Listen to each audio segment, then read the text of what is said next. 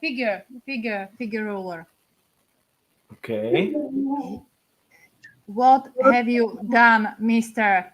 I don't know. What? No. You don't. We are live. Oh. Just no. What are you doing? Come on. You're Let's a go back. traitor. Okay. You're a traitor. There's nobody there. Come. But you're still Yeah, a but traitor. there will be. Yeah. Show the clip studio. Just do it. No, I am not good at it yet. You don't have to be good. It's just an experience, right? I am terrible You're- at it. You're learning. You're learning. Okay. I really- Come on, Jeroen. Kate is gonna help you. I'm here.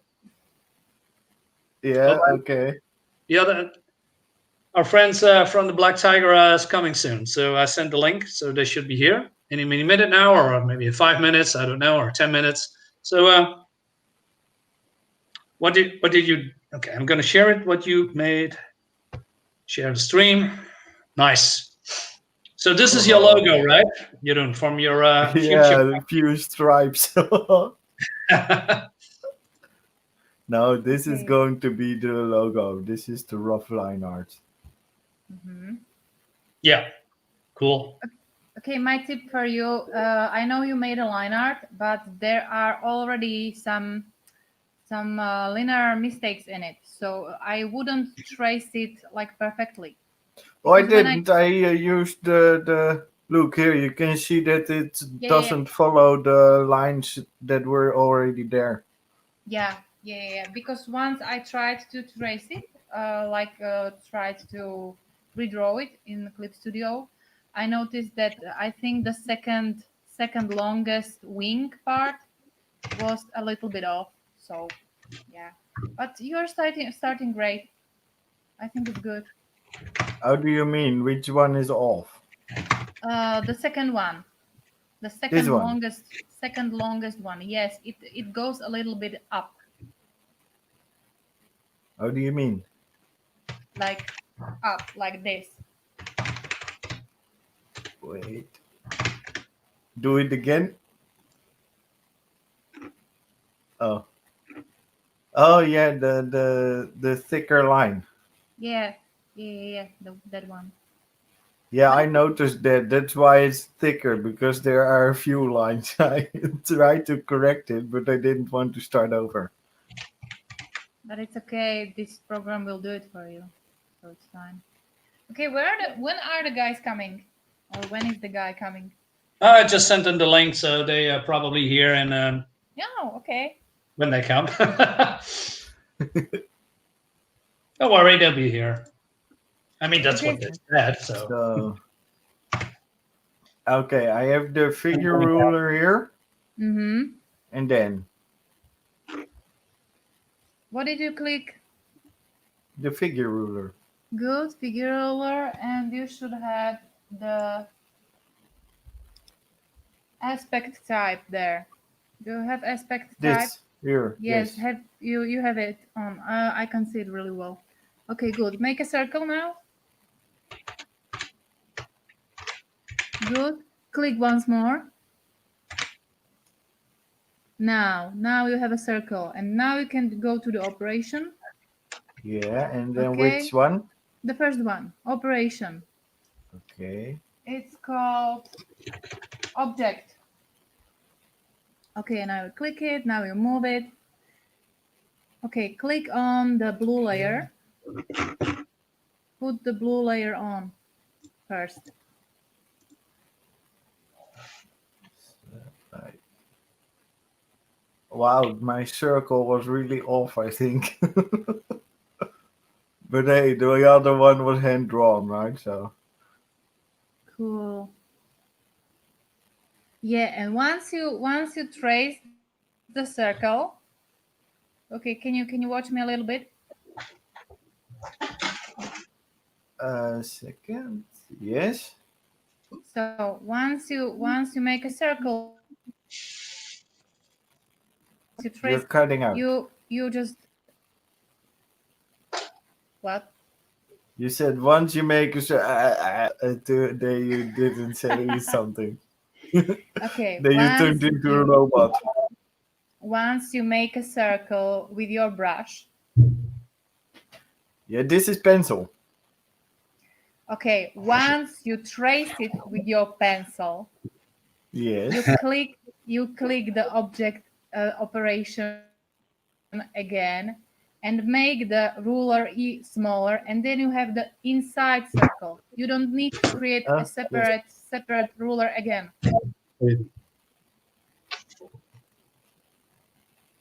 What? Okay. Can't I copy it and then make it smaller? You don't need to copy it. You can use the same one, just make it smaller.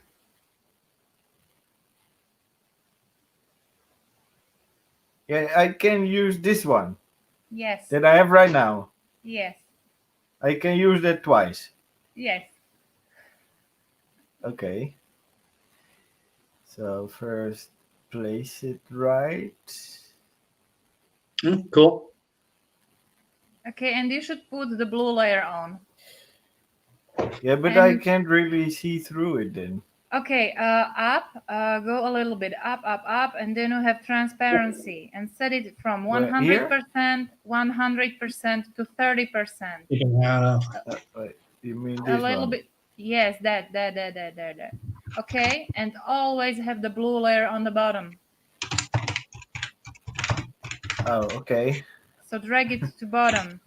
The blue layer, drag it to the bottom. Oh, but I have it as a reference, so it put itself on the top.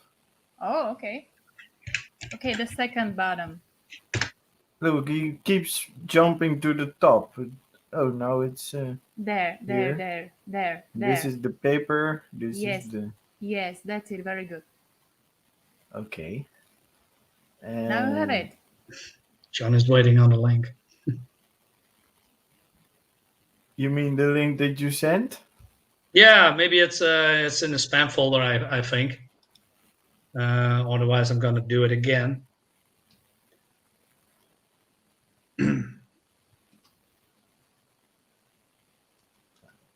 This. Oh wait, it's off. Well, the hand drawn circle was off anyway, so I think I keep it like this. Hey, wait, Mhm. what? Oh, yeah. Cool. It's good. Now you can take a pencil or a brush. And by the way, it's easier to make it with the ink pen. Not the pencil, because you will need to redraw it once again if you're doing. Yes, with I the know, pencil. but I want the line art correctly done. Then I want to print it out, Uh-huh. and then I want to ink it by hand, because then you also have original art for your campaign. Okay. Hey, John, how you doing? Hey, how you guys doing? Hello. Well, Hey. one of our buddies is getting some lessons from a professional here, Miriam. Ah, nice. All right, Miriam. I'm not a professional. He's a liar. Hey, you know what? Just claim it. You know, Yeah. just hold on to that. Yes, say yes. I'm a professional. Yes, it doesn't I'm not a matter. professional. That didn't exactly work, but yeah. How are you guys doing? Yeah, good. well, personally, I'm a little bit tired. I don't know. I just went yesterday to the physio because I have some muscle that is, all crammed up, and they are just worked over it very hard. So I got some blue. I forgot the word. Bruises on my body. Oh, So, that's not a good time. Oh no! I'm just sitting here. Okay, I'm gonna do it. Gonna do it. Work through the pain. Just ignore it. Yeah. Just ignore the pain, right? Yeah. No, we're gonna have a great time. So how are you doing, man? Good, man. Yourself? Yeah, absolutely. So Let me Miriam, see where Rod is at. yeah. Yeah, you know what's a good thing for bruises? Well, Poke it. and then what? So I don't think that's a doctor's recommendation. That's, What? that's why I'm not a pro. Yeah. Well, and Base Marine here is, learning to draw with Clip Studio. Nice. Yeah, I always did it by hand, so this is my very first time digitally.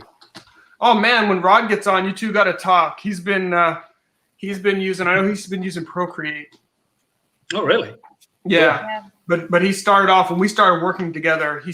Everything was just paper, and Yeah. then now he's I guess moved to the dark side. But he uses both. He uses both. Yeah. You know, because Yeah, you same still here. want to be able to sell pages. Yeah. Look at that. Nice. Yeah, that's the paper form. See, that came out well. Yeah. Sell it on eBay. There you Now go. I'm trying to do it digitally to learn the digital way. But Yeah. Okay, Well, I have one too. Hey, that's Oh, mine. nice. Yeah. That's not yours yet. No. Awesome. Thanks for the design. Well, she made a design for me. I said, I wanted to, create a superhero-esque character. And she cooked up a very cool looking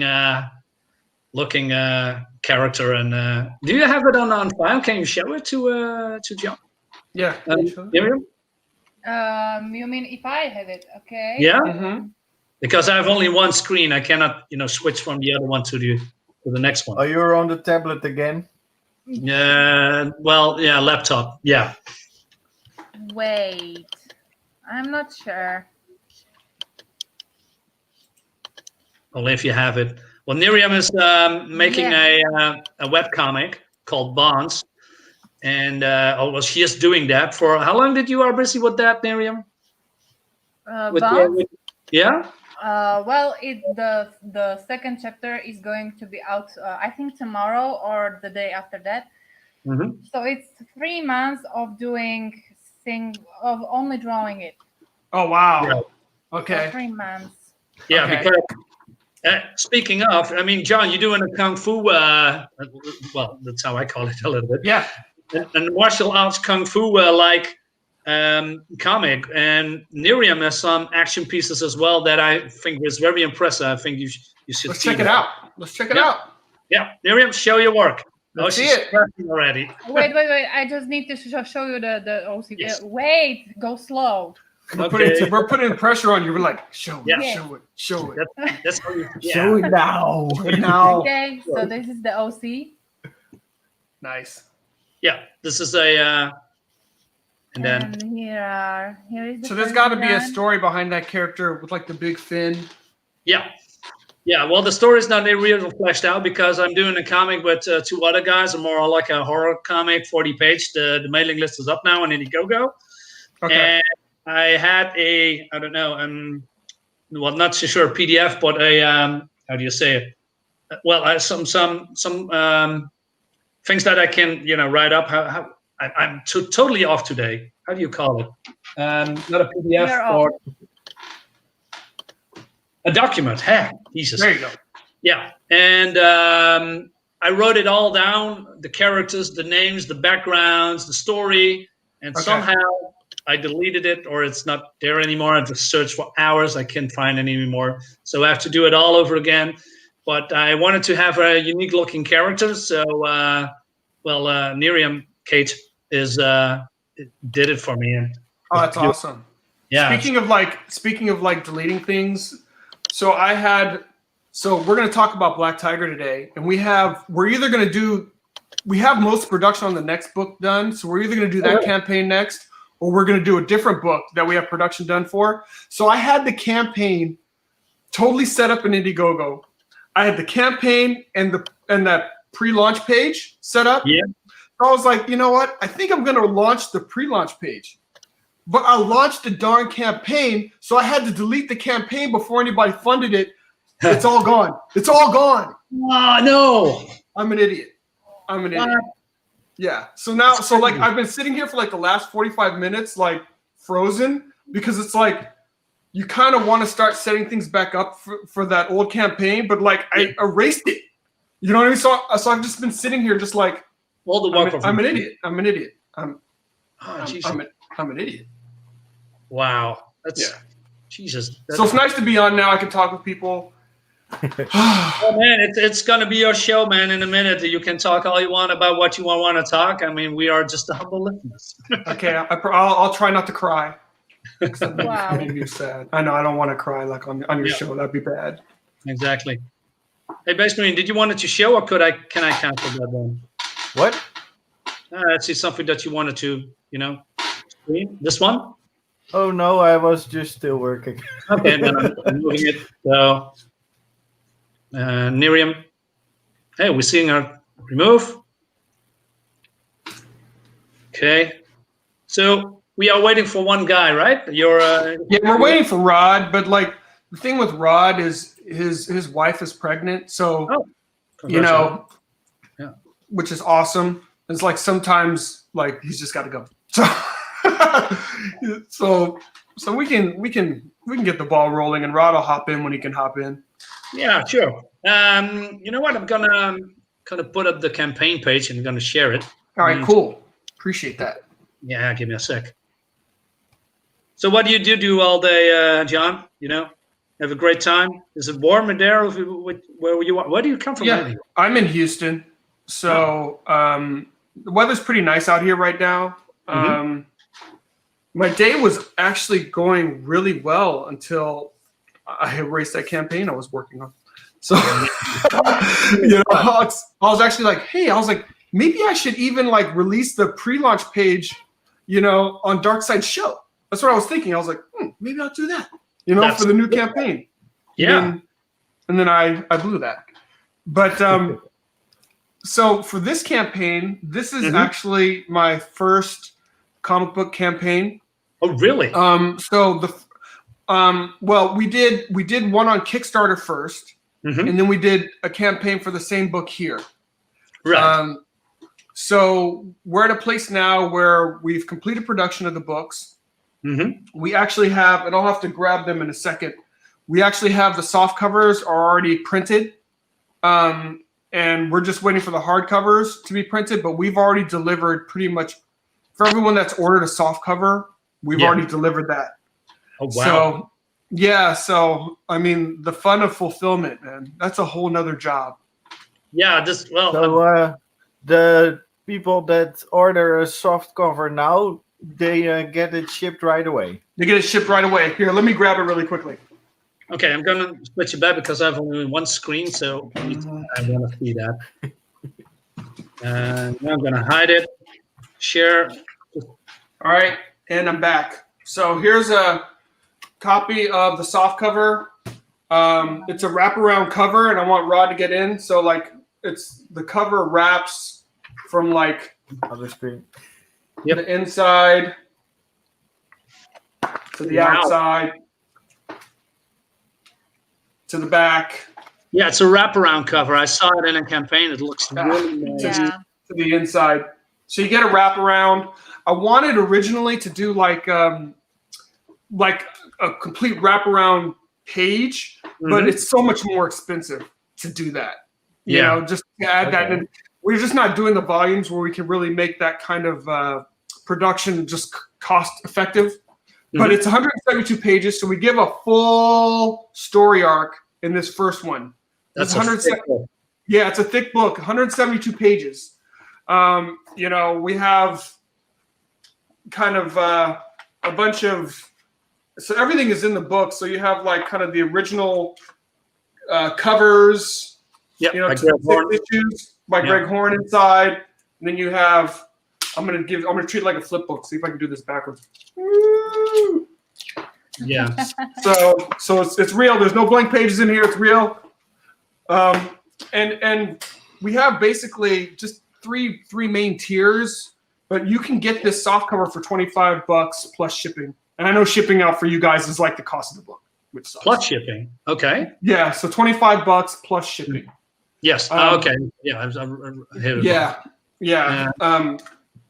So we really tried to make it as economic as possible.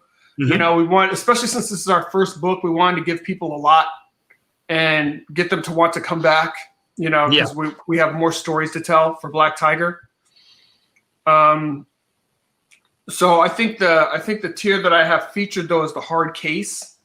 And the hard case is basically, it's a hard cover, but it's also a case, a slip case that you can slip the book out of. So there's a slip case with the wraparound image on the slip case, and then Yeah. then the hardcover book that you can slip the book in and out of the slipcase. Nice. So that's what the hard case is, and then you can just get the hardcover book without the case as well. That's an option. Yeah, that's the hard boiled. That's the hard boiled, or you can get the soft, the soft cover, which is the paperback tiger. Yeah. Yeah, and if you're feeling really adventurous, you can also get the premium tiger, which is the hardcover with the hard case plus one of Rod's original pages. Wow. Awesome. Cool. Plus, digital access, slipcase, original pencil page. Oh, nice. Yeah. You need to look into that. Didn't you think of making like digital, like PDF? So what we did was we actually have a comic book reader. So for everyone that got the book, they have access to the digital comic book reader. It's at beyondtimecomics.com. So people just registered that got the book, and then we gave them access so they can read all 6 issues digitally, as well as getting their hardcover book. So we did the digital that way since we had a reader. Right. Awesome. Yeah.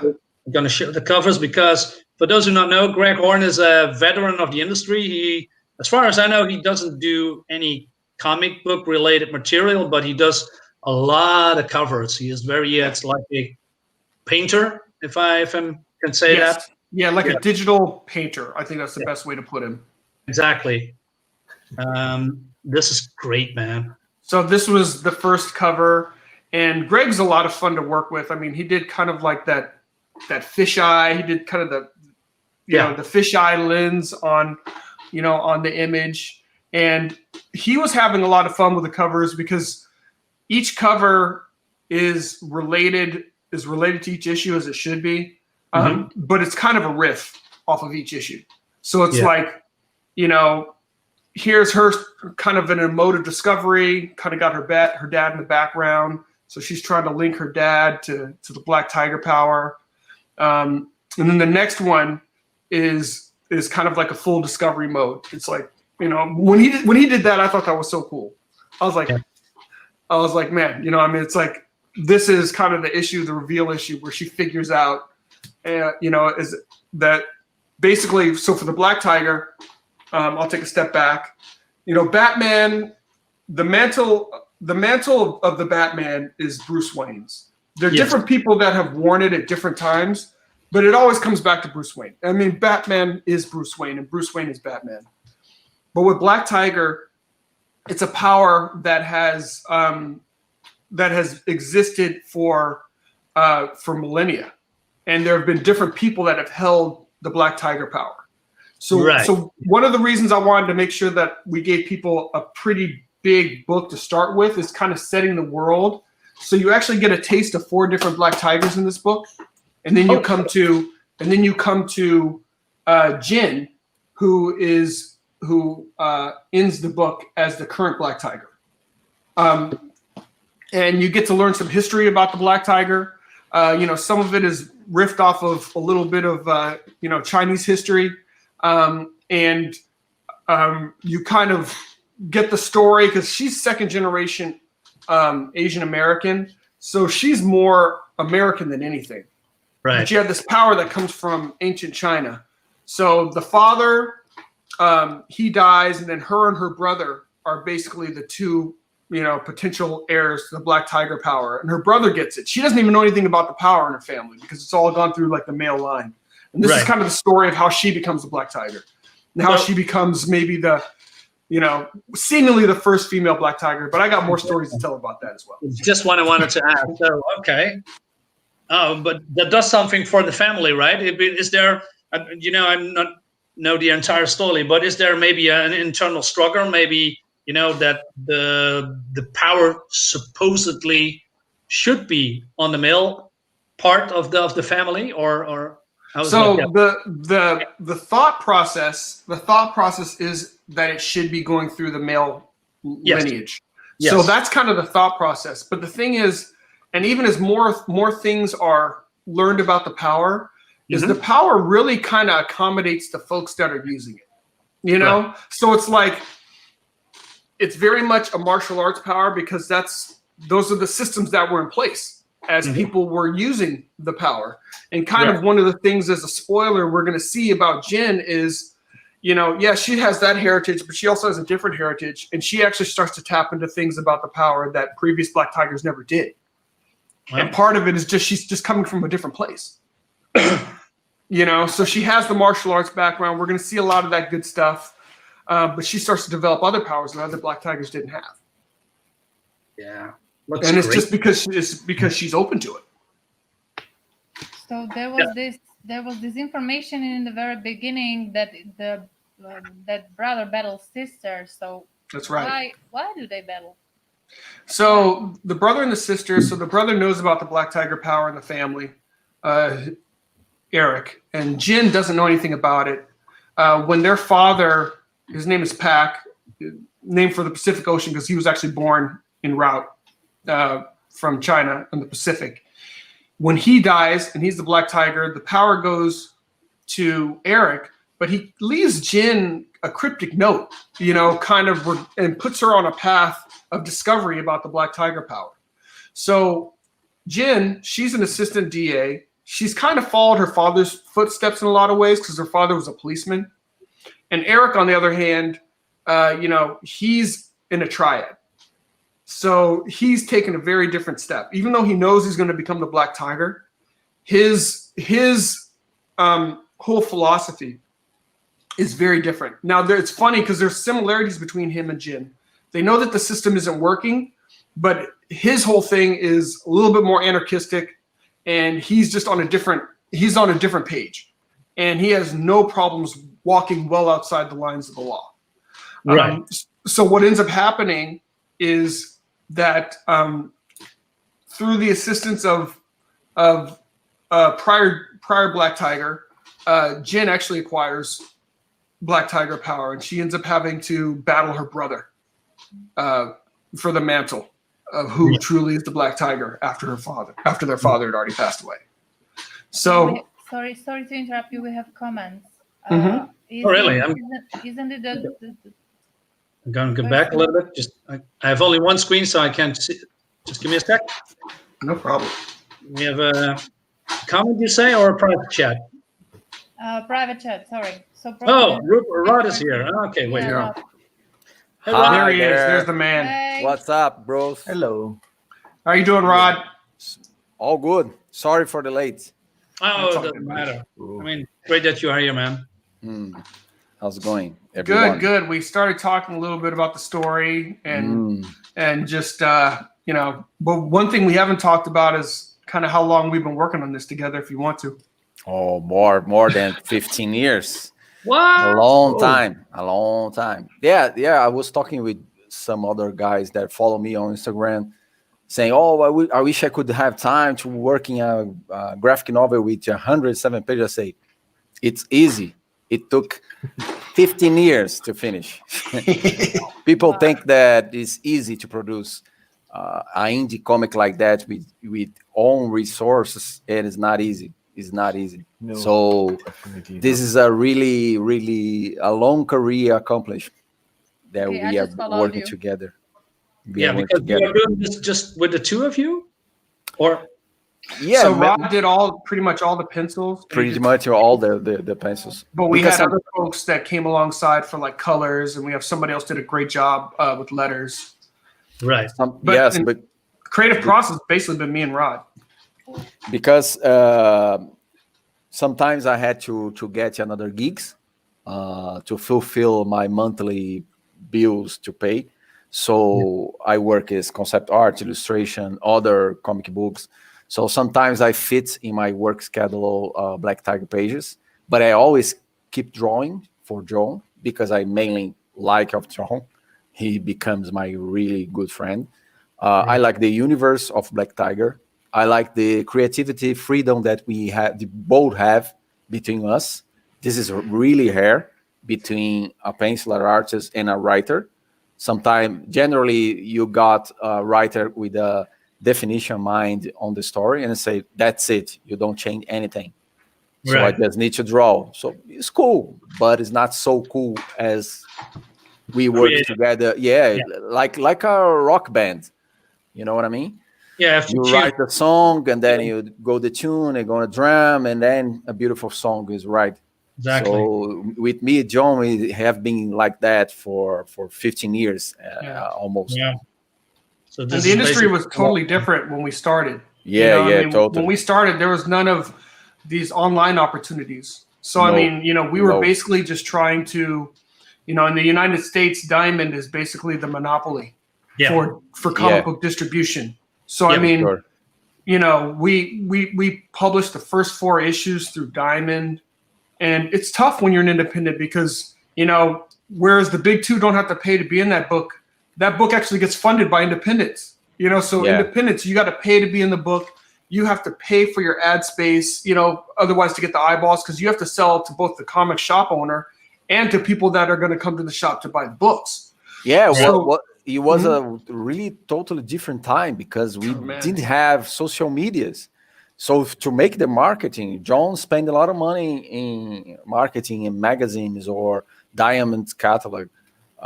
Was totally different, man. Totally different. And even so, John always with his business mind, he always thinking in the final project, not just what I can see is that people that is indie creator like make comics for the family. So the family can say, oh, good, you make a comic. They don't think like a business mind. Yeah. All right. Who is our readers? Where we are selling the books? This is like a mind of Marvel DC. Marvel DC doesn't care if the book sells or not. They can profit for different places like movies, toys, animation. They can manage the money. Indie creator, the mailing profit is coming from the sale of the book. So you need to think really, really careful. And John has this mind, and I really like it. I learn a lot with him. It goes both ways. I mean, because Rod also has a background working with, companies in the video game space and other. So it's like he brings a different kind of aesthetic to the comic. Because like for me, I'm gonna write, and I'm probably gonna overwrite. And he knows that I love kung fu, so I'm gonna try and choreograph everything. Every single panel. Oh man, he knows I'm a nut. But we have a good, he'll say like, hey, that's a good idea. He'll be like, oh, John, you're doing too much, or John, that's ridiculous. Hey, here's some ideas. So I think the book, and I'm really proud of the book because it's something that, I think with a little bit of friction, we both said like, man, this is what we want to see, Right. And this is something that works. And I think that's when the creative process works the best, when you're able to kind of go back and forth. Yeah. So, totally. I mean, I originally wrote the story, but I mean, there's so many things about this story that wouldn't be there if it wasn't for Rod. I mean, from a number of the character designs, I mean, he did some of those things. He just did, like, I had no idea. And he just, did from scratch. And some of the things he gave ideas for, and they just exploded into major parts of the world.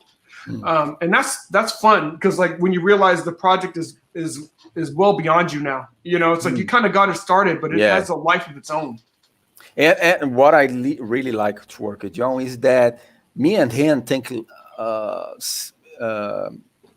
it's kind of like each other. We don't have the high ego of artists. Oh, I'm an artist. Oh, I'm a writer. We always think in the comic book and the story and the characters. What is really good for the book to be good, not us, not us. Us doesn't matter. What matters is the quality of the comic book. And we always think like that for many years. And so, I see that partnership and friendship go forward for long years. Yeah. And great. now with the campaign, now Indiegogo Kickstarter open a window for us to bring in more new readers, new followers. Social media is helping a lot to communicate. I can't hear myself talking. I mean, I have the same mindset because when I wrote my story, I'm doing Rod, maybe you don't know, but I'm going to do a horror comic. It's on a pre-launch on Indiegogo. But when I started a year ago, and COVID threw, a wrench in the whole process, and I had a story, I created the characters, but it's what it was. It's absolutely not what it is now. I mean, going forward with the artist and the writer, and we have some ideas, and will work, and then we have to cram it all in those pages that we all wanted to show, and then okay, we have to take this out, and then we have to put this thing in, and does it flow with the whole comic, right? And it's going back and forth for months, and then now finally it clicked, right? And that's a process, and it's like you say, Rod. It doesn't matter what we are doing.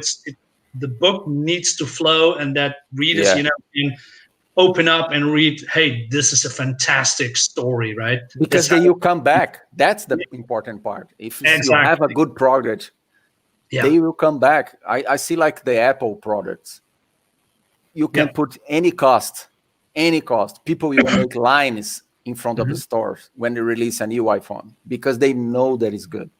Right. So comic books need to be the same. If we want to compete with the big ones or Image Comics or Dark Horse, you as an indie creator, you need to think that you need to develop a good comic book, a good story. I always talk with John. We are competing with YouTube, internet, video game. We are not competing with comic books only anymore. And we are competing with worldwide creators. Right. So you need to bring something fresh, something new, good art, good story, good letters, good logo, everything, good print, everything. Yeah, and by the way, the whole martial arts comic, not many are there on Indiegogo right now, right? Yeah. You are one of the few, and you already did that on Kickstarter, thankfully, successfully. Yeah. And you have funded your book for, this one, and then you can do a hardcover, etc. So bring more new readers towards your campaign. And let me double check. What do you have right now? You have how many backers? Let me double check. I believe 94. 94 backers. So you have 94 new fans, right? Yeah. We're talking about to release a second volume, and I think this will bring more new readers also for those 94 backers. Yeah, because they will see consistently deliver of the book. It's not just one book. We are consistently deliver the book. Yeah, this brings trust to the readers. Yeah, so that they say, you know what, this is a big value for money. I mean, when I see other people who do, comics on Indiegogo, they say, you know what, 50, maybe 60 pages is enough, and then we release the next 60 pages. But you decided, you know what, we go 100 plus 150 plus 172 pages in one go. That's a lot. I mean, what was John, you explained it a little bit from why you do that, but wasn't there some kind of risk for, financially, because it's a big book when it comes to, Well, we had the benefit. We have the benefit of the fact that we've been working on this particular book for a long time. Mm-hmm. So we used the Kickstarter campaign basically to add another 20 pages to the story arc that we already had, because we had already created the 6 issues. Yeah.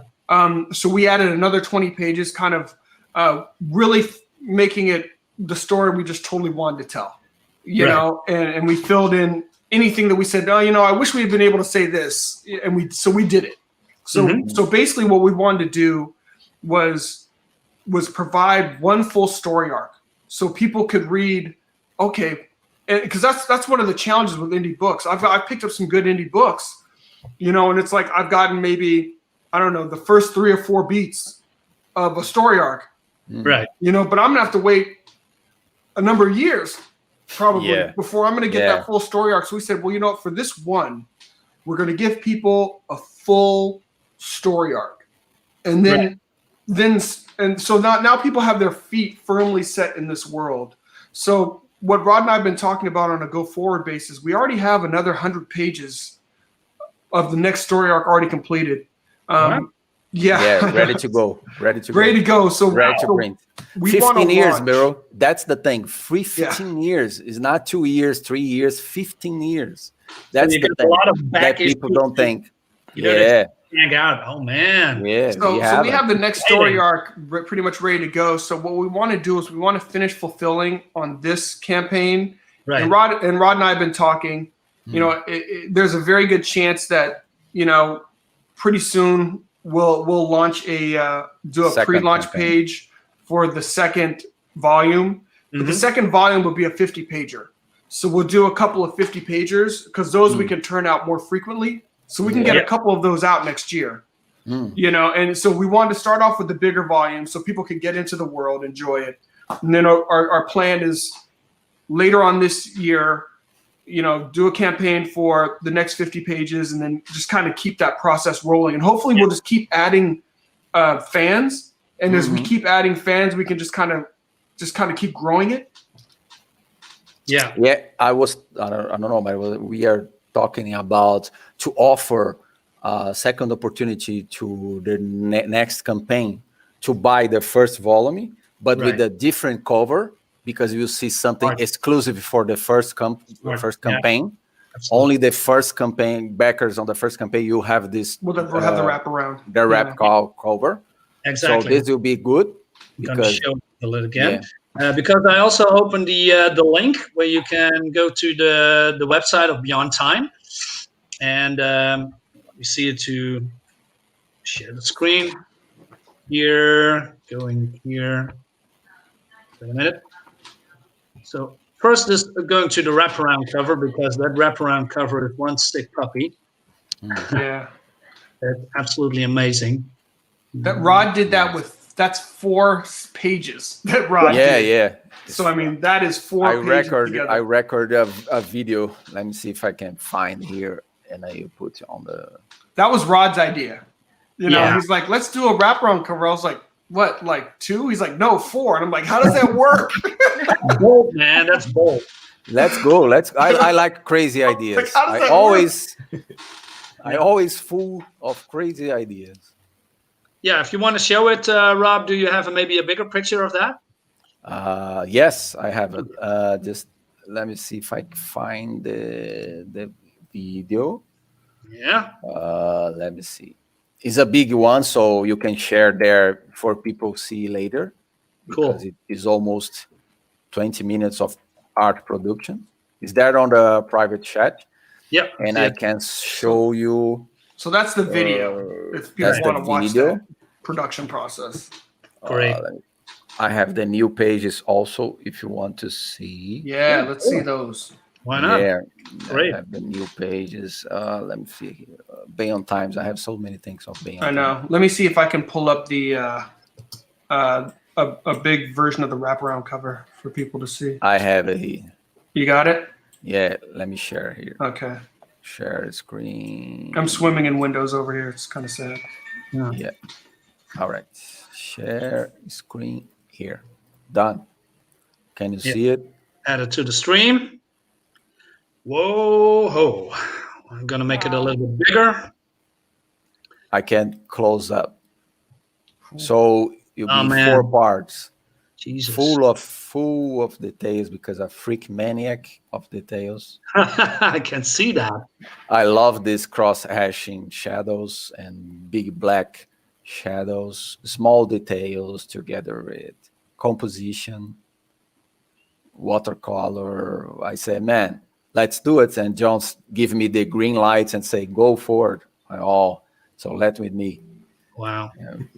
And we have a lot of fun on this cover. And represents almost the whole universe of part of it, almost 60% of the Black Tiger universe. Yeah, because we have more things to show on the next books. Wow. So, and here, okay. Here is the colored version.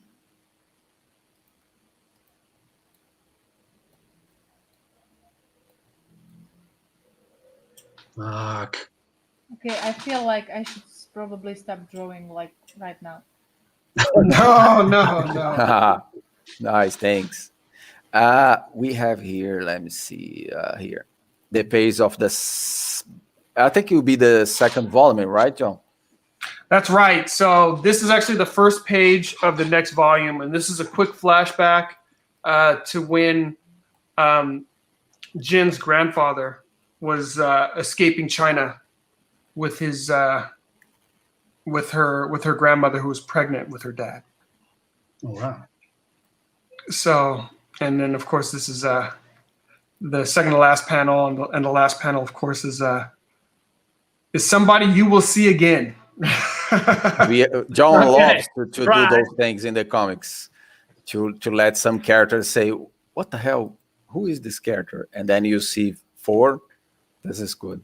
Wow. Is this a dream sequence, by the way, or is this something that It really is. happened in the comic? It is. It is. So this is like a dream slash. It's like a vision. It's really more of like a vision. Right.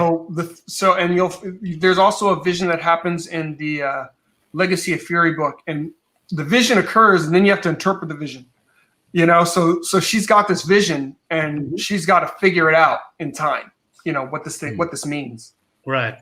And is this more of a Loch Ness monster kind of thing, or more like a Chinese dragon? Chinese dragon. Chinese Yeah. dragon. So you got the Like tiger a- and the dragon. Yeah. And a So chip here. symbolism here. Yeah. Awesome, Maybe man. a symbolism of maybe brother and sister. Well, there's Yeah. definitely conflict. I mean, if you look on the brother's costume, and this was Rod's design, it's kind of a yin and yang. Mhm. He's the Black Tiger, but he actually kind of wears his conflict on his chest. He has like a dragon and a tiger, you know, kind of yin and yang style on the chest of his suit. Yeah. So he's kind of we say wearing his conflict on his chest. Yeah, that's nice. You know what you should do? I mean, it's just popping out of my head. I'm a sucker for black and white art. I told that. Rod to just John. mentioned that. I Yeah. told him. Yeah, I'm a sucker for black and white. I believe there's definitely an audience, you know what, who wants to experience line art and then the whole black and white. It gives her another, you know, dynamic, another range. You could Just maybe a offer thought. it. Just a thought. Yeah. You could Maybe maybe make- offer it like a book in black and white for Yeah, maybe an extra perk or like- something. Yeah. That's true. So you Rob can was choose saying that, whether so you yeah. want to buy colored version or you want to buy black and white. Exactly. Yeah. Or both? Yeah. You Or could, both. you could give it. Yeah, give people choices. Choices. Exactly. I like when I get the chance, I always do both, because the color can give it life to certain Yeah. stories, Mhm. but the line art you can really learn from as an artist. Yeah, Yeah. totally that's true. true. I always buy the black and white versions also. Yeah. Wow. It looks absolutely great. How Thanks. many? So this is a continuous story, right? So you in the whole That's correct. 15 years, you got a lot of, you know, backlog of, you know, issues that you wanted. Is this? I'm not sure how many do you have, but there are maybe volume 3, volume 4, volume 5, something like that. Maybe? Yes. So breaking up this next story arc, we've broken it up into 3 50-page volumes, Right. and that story arc is fully written and mostly drawn already. Oh man, I love this one. So, you know, what you're seeing now are all things from the new story arc. Right. Oh man, that's sick. Yeah, and this is the beauty of it too. It's like, you know, Legacy of Fury has been great in setting the groundwork, but I'll tell you, Rod goes to a whole nother level in this story arc called Hidden Dragon, Right. and because we've all grown, Yeah, you know, totally. and you can really see it. Rod, man, you're doing a phenomenal job, man. I'm really Thanks, impressed. bro. Thanks, bro. Absolutely, I Shit. love it. I really love the art. Right. Well, I'm asking the particular question because Miriam Kate here has a lot of. Wow. Wait a minute. I'm just admiring the art here. Yeah, go on. Yeah. Well, Miriam, you are doing. We have talked about this a lot in other streams as well, and also in private chats that you have, you know, wanted to know if you do it in, you know, the whole thing in one go, just like John and Rod here, or did you know, cut it up in pieces, right? Well, So I mean, you have thought about that. You were a little bit in. Yeah, I wanted to ask about this a little while ago, but you already did because Yeah. well, my story is like divided into chapters, and since I've done like third chapter by maybe few days, and these 3 chapters are together maybe around 54 pages long. Mm-hmm. And I was thinking whether to make it into arcs like this or to make it in a big book. Yeah, I'm still thinking because so far I'm rather a Patreon type of a person Okay. doing web comics. So that's why I was asking whether there is possibility for people to get the PDF version maybe, because some people like to take a book and really like a book, and for example that's Right. Marinas and that's Jeroen, but I'm the type of person who just take a phone and read it on your phone, so the digital type. Right. So I'm still thinking, and probably I will talk to you too about how to make this work. Yeah. Right. Definitely. Eventually, Yeah, it will all work out. but I noticed, John, that you made another comic. I can't show it. I can show Yes. it on, Yeah, but please. I can't show it. But Oh, you cannot? give me a sec, because Okay. right now I'm talking to my from my laptop, so I need to pop into Twitter. Okay. I went to your Twitter and to your web page, and there is this Magna, The Last Pantheon Yes. comic, and is it a werewolf comic? Release the Hunt. So that comic, and this is what Rod and I were trying to figure out too. So at some point we're going to release that story arc, which is 6 22-page issues. We're going to release that in 2 volumes. Mm-hmm. So we'll release that in 266, and the production on that is complete. It's done. What we're trying to figure out right now is, we're starting to gain a little bit of momentum with Black Tiger. Is it better for us? Because we're thinking, because at first I was thinking, oh, well, I think I'll do the Magna, the one next. But then I'm like, I don't know. We're starting to get some traction with Black Tiger. Yeah. Maybe we should just do another Black Tiger campaign now, and then do a Magna one at the beginning of the year. So I'm trying to. So that's Magna right there. Keep the train rolling. Yeah. Yeah. So just trying to figure out, and honestly, we're trying to figure this out as we go. Oh, I can click it. Yeah. Can you click it? Why, So click the read now. Oh, it's going too fast for you. Huh? There you go. Click read now. Yep. Click right there. it. There you go. The Last Pantheon. Mm-hmm. Oh. Yeah, this one So- one over here. Yeah. Because I'm also doing werewolf, so it caught my eye. So yeah, it's really really awesome. So yeah, so that was had the chance to work with Elizabeth Torque on a couple of covers. So she did a great job with those. It's a story within the same universe as Black Tiger. So my ultimate dream and goal is to get all these stories far enough down the line where I can get these characters together. So that's my dream. Avengers. Yeah, exactly. So this is kind of the hero story for this heroine, Carrie Skogsholm, and you get to hear her story. It's much more of a little bit more on the fantasy side. It's still a superhero-y story, but you delve much more into a lot of different mythologies, including Norse mythology, but also Greek mythology and Egyptian mythology. Yeah, you can see it by the font of Yeah. that it's Norse. Good eye, Kate. Very good eye. Yeah. And that was actually my letterer that said, this is how we have to do the lettering. And I was like, yeah, you're right.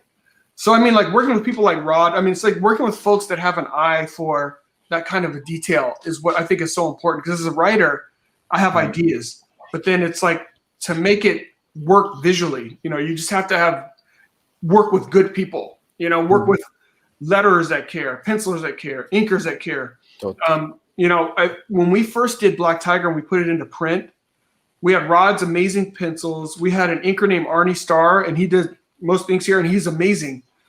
But then I didn't really respect the fact that I needed a really good colorist, and I didn't really respect the fact that I needed really good letters, and that really ruined the book.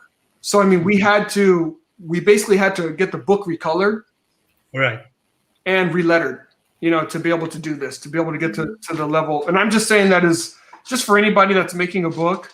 Every layer is ultimately important. Don't think that, you know, you've got these great pencils and these great inks. You know, your colors need to be great too. And your letterer, you need a letterist that really knows what they're doing. You know, and that actually becomes part of the editing process. I mean, editing is always happening. And like for me, I know I can overwrite. And one of the things that you have to do is you have to let the story also tell. You have to let the pictures tell the story as well. Yeah. So you're letting, you know, in that way, it's a little bit like a movie. So it's like, you know, I like to write books. I like to write screenplays. I like to write comics, but comics are my biggest love. But the mediums are totally different. You know, with comics, you've got to make sure that the art is telling part of the story. You know, And it's a visual medium. Yeah. And when the art is telling the story, then let it, you know, because I would kind of almost double up on it. So the art is telling part of the story, and then I'm explaining that, you know, it's like, no, you don't need to do that. Let people explore it. Let people, you know, discover it as they read and as they look at the pictures. Right. It's great, man. Yeah, it's in my mind exactly. So I wanted to look at your covers, man. I'm at your website, beyondtimecomics.com. Yes, sir. Yes. So I'm going to share that because I wanted to see those beautiful covers from the artist. What's the screen button here? Share. Double click. And here we go. Now look at that. So those are the Greg Horn covers. From the issues, the individual issues. Are these, by the way, the only covers, or are there alternative covers as well? Those are the only ones. Okay. Well, so basically, when you get this book, when you get the graphic novel, you get everything, because you get those covers. You get all those covers in the back. You know, so you get all those. You get all those in the back of the book. Right. Cool. You know. Look at that.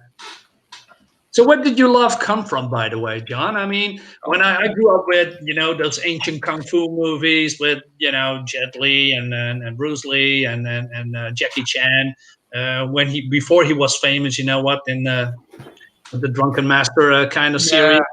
Man, it was so sick. I mean, I could watch like 15 minutes. Two people are beating each other up and I'm having a blast. It never get bored because it was so cool to look at, right? And there are, of course, many old school or old 70s, 80s kung fu movies, right? And it's fantastic. And I see a little bit here of a lot of in here at your comic as well. Like you have, you know, put that what's, you know, where I assume we have a similar taste in movies when it comes to kung fu and martial arts. Yeah. And then you put it in this comic. I mean, is that correct what I'm saying? That's totally correct. I mean, in terms of media, my first love was comic books. I mean, my mom used to buy me comics off the spinning rack, and you know, her friends would be like, "Why are you buying comic books?" It's like, at least he's reading, you know. It's like, if it wasn't for comics, I probably wouldn't have read. You know, so she's like, he's reading something, you know. So she was good with that, and then in the for a long time there was a show called Kung Fu Theater when I was younger, and it was a show that would come on just regular TV. This is pre-cable, regular TV, and on the weekends, and it was old Hong Kong movies. It was old Hong Kong, just kung fu movies, and oh man, me and my friends, we fell in love with those movies. You know, we would watch them. If we couldn't go to each other's house, we would actually get on the phone. Oh, did you see that? Oh, you know, for like 2 hours, we'd be on the phone. My mom's like, "What are you doing?" You know, we're watching a kung fu movie, you know, over the phone, and you know, start messing around, start trying to do different things. So, I mean, for me, I wanted to bring that same love into the comics. I absolutely love comic books. I absolutely love kung fu. Somebody was asking about some of the movies, that I was even watching when I was writing some of this. I mean, some of the Jet Li movies, like the Once Upon a Time in China movies. I love those. I love Sammo Hung. I mean, come on, you can't mess with a fat dude that does kung fu really well. I love that. And there's just so much fun. And it's like a dance. It's like choreography. So I think, Rod working with me realized that I'm a nut when it comes to fight scenes. I'm a nut. I'm an absolute nut when it comes to fight scenes. So it's like to draw. Oh, man, if you go down a little bit, it's fully choreographed fights. I gotta have it. I love this. It's very dynamic. I love the motion and the intensity of the fight. That is what stuck out for me in these pages. So stellar job, man. Really like that. Nice. Love the costume of her, by the way, also. But then John write this page with 11 panels. You know what I mean? No, you got to put the arm here, the head here, the leg here. I said, man, John, you got me crazy, dude. Let me do a layout first, and then a simple layer. What do you think? No. Yeah, let's go like that. So that's freedom is so good. But how does that work, John and Rob? I mean, John, you have a vision in your head how certain fighting moves, have to be pulled off, and then Rob, you doing? Are you going to watch those kung fu movies and do and acting? Yes, I always like those kung fu movies, but I try always to put like a visual style like Matrix, a more fantastic, not so precisely movement. You know what I mean? Oh, man. Because in comics could be a little bit stiff if you do arm like this, arm like that. Then so you need to make the scene larger than life, like they say. Yeah, like this one. I mean, you like this one. She's getting hit with that stick, and the stick breaks off, and she flies back. Yeah, probably the stick won't broke. You know what I mean? If it was a reality, but then you need to give the movement, strong movement, exaggerated in the scene. Exactly. So, another thing that's happening here that you may not recognize. So it's like the reason why she had to have the girl in the yellow had to have an open back shirt is like she actually has a dragon power, and you see it's like being invoked. So like at first the dragon is very faint, and then it gets stronger and stronger because like at first she was fighting. Oh wow! Really? She was fighting with Jin and she was losing. So then she starts to use her dragon power. So you see like the dragon tattoo, that's actually symbolic of her power, starts to come in, and that's how she starts to, she starts to take over on the fight. But these are all the things that Rod was just so instrumental with, and it's like what I would give a whole bunch of like keyframes of like a fight. So I would say like, so he knew what the flow of the fight was. Then he'd be able to actually put it on a page in a way that makes sense. So I'm thinking almost like freeze frames from a movie. So I'll give him like 10 or 12, and he's just like, so it's like it would be great if it was a storyboard, you know what I mean? Frame by frame by frame by frame. But in a page, you need to cut some parts, or you need to add sometimes to make sense. This is what I tell to younger drawing or artists that always approach with me on the Instagram, ask me for tips. Comic books is different of book illustration. It's not just beautiful picture, it's storytelling. Mainly, if you can put together storytelling and art style, succeed. But if you don't have art style, go to storytelling. You know what I mean? That it will be working. One of the things I learned, I worked at Motown had an animation studio a long time ago, and I worked there. And we were producing comics. One of the things I learned that I never forget is he told me, okay, well, you've got a story and you've got your comics, right?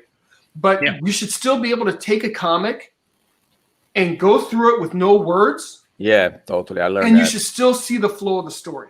It's like if the only way you can follow the story is by the words, then is wrong. The art isn't giving you the flow. It's like you're not going to know exactly what's happening without the words, but you should have a good feeling for the flow of a story just by looking at the pages, just by looking without. So that's the first thing my boss would always do when we look at pages, especially sequential pages together, is he would look at it without any text. and just look at the story and just see how it's flowing. No, this isn't flowing. You know, I mean, Rod, in terms of flowing, Rod is doing like some crazy things now, just on making just how your eyes flow from panel to panel. He thinks about all those things. And then when he shows them to me, I'm like, oh wow. Let me try to explain. Let's give some art lessons on the channel. I have a page here that we were talking about it on another stream. Let me see if I can open here and share with you guys. Sure. Because I when I was younger, I start to draw before the internet, so I always looking where are you learn that outside of a art school that is very expensive for me. So let's try to share the screen again to show exactly what John is saying here. What here? Okay. All right. Photoshop. What happens? Just a second. I think he's trying to share my Photoshop screen. Okay, no problem. Let me see. Hey, Base Marine, this is it's probably a very useful tips what John and Rod here, because Base Marine is making a comic and he's a starting artist. Yeah? That's why Oh man, I think the program, I think the app frozen. App's not behaving. Yeah, froze. Let's close and open again. Let's see here. So, Base Marine, what are you working on? I'm working on a World War II graphic novel. That's right. I saw a tweet about that. Yeah. During World War II, a bomber was shot from the sky 300 meters from where I live right now. And I've spent almost 14 years trying to figure out everything that happened. So I want to tell that story. So it's based on on historical facts, but I'm going to make it a little more interesting, of course, because if I just tell the story of the pilot did this and the pilot did that and that happened, stuff like that, that's not really interesting for 5 books long. So exactly. I have been researching as well what happened around here in the area, like repercussions that happened because of things that people did and stuff like that. So basically, things that the Germans did to the people from the Netherlands, but also what happened to let's say the American pilot that was shot from the sky and tried to get back to England. So I'm trying to blend a little bit of our country's history with the history of that crew that crashed over here. So that's it's neat. writing and rewriting, but that's what writing is, my friend. But that part is good. That's excellent, man. That's awesome. Absolutely. Yeah, I want to tell the story of World War II in a different way because, especially, countries over here know from our history what actually happened, but a lot of other countries know just the stories of battlefields and things like the computer games like Call of Duty, Medal of Honor, or things like Saving Private Ryan and Band of Brothers and stuff like that. But there happened a lot more, and also a lot different things happened here during the 5 years that our country was taken. So occupied by the Germans. Yeah, I actually would love to read that, but because you're very right, especially in the United States. I mean, when we look at the history of World War II, it's just from battle to battle. Everything is just, and you're not really looking at what's actually happening to people, what's happening to people that are either subjugated or trying to fight for their freedom. We don't really go into that. In fact, don't go into that at all. My book will also have parts blended in about the underground resistance from the Netherlands itself. So people that were fighting back to the Germans in secret and all that stuff. So Yeah. Really also people that tried to help the crashed bombers to get back to England so they could maybe get back in the fight. So that Interesting. yeah, That sounds good. absolutely. I hope so. Because Cool. the city where I live right now, we still have 6 bunkers standing on the riverbank. Just they were just kept there as it was. So Wow. Damn. It's Full like of that's stories. a a big lot of reminder. monuments as well. Yeah, you can't miss that. That's a big reminder, big monument. Yes, Nice. for Very sure. cool. Yeah, cool. Nice. And Rod, you have something to show us as well, or? Let's see if I can share now. I closed some apps. Let's see. Cool. Okay. I mean, it's great that you two still 15 years doing that, still here, still evolving, and then, you know what, gonna do it. You're gonna do an Indiegogo campaign or a Kickstarter, make your own comic. Love without for the knowing- comics. Love Yeah. for the comics. That's the way. But a lot of this is was kind of rediscovery. I mean, you guys are going about it Yeah. the right way. I mean, you've got Totally. you've got your fan base. You've got you're building that. I mean, it's a different world. Totally different world. Yeah, normally you make comics and that's it. And now you have to go on Twitter, you go on YouTube, you have to present yourself, you have Yeah. people letting people know, hey, you know what? There's something new here. Go to our page, buy this project, watch that stream, know these people, show that art. It's a lot of work, man. And then You need to bring to grow a brand. It's not Right. just good art or good story. You need to grow a brand, develop a brand for people come to see you. Well, Yeah. let me show you here what I was talking about storytelling. Then beautiful pages. Like for this page, for instance, let me put you on the. Can you see here, right? yeah, All right. So this is the villain, right? So Mhm. she is looking for the hero. And then we drop our eye on the hero leg and we see the hero here. Mhm. And we drop her arm and we Wait. go with the arm of the villain. yeah, We drop the body of the villain. We see the guy point to the hero. And then we see the villain. And then we drops by the body position of the villain. yeah. I see And what then you- we see the soldier. We see what she did with the soldier. She pushed him in the face with the foot and Mhm. jump over the hero. And then we follow a little bit. We see her weapon. And we see the final thing that she did with her weapon. Oh.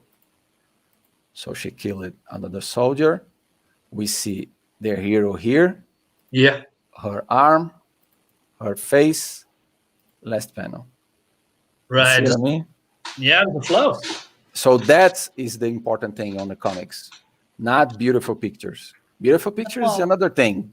I haven't So thought about that. That's if you exactly- have that, is the Yeah. flow of the page. And Yeah. it took me a long time to learn that. A long time. Yeah, it's good that you say, because I've, as a creator, as everything in my head, but how to translate that on the page, right? Mhm. And that's very hard, because you as an artist, you need to change everything. You sketch something, no, that doesn't work. Mhm. You have to change that, and then have to complement the second panel and the third panel and the fourth Yeah. panel as well. That's Yeah. hard. Yeah. And you Yeah. need to keep in mind that, for instance, John, you make the story later. So Mhm. you need to keep in mind who is talking first. So if the villain is talking first, probably the dialogue you'll be here or something else. So she needs to be on this part of the panel. Because she'll talk first and then the hero will talk later.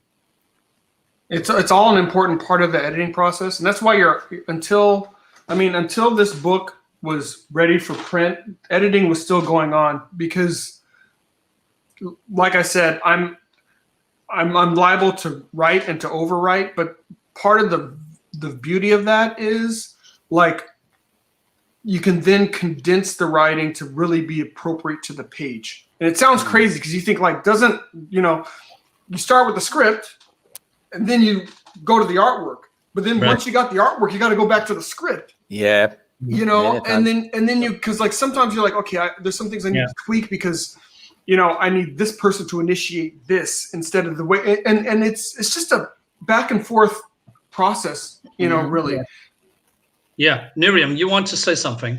Yeah, Right? I just wrote it because I noticed on the full colored pages that some of the panels were like different shapes, and this page that you showed just a while ago was like these rectangular shapes panels.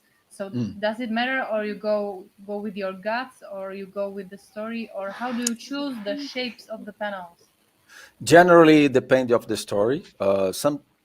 As I always work with American market comic book and are European. European is another kind of storytelling. Yeah. American market, you generally do a big panel, bam, the eye of the reader. Whoa! You need to think that the reader is in the comic book shop, and then he take a comic book like that on the shelf, and then you sit and they do like this.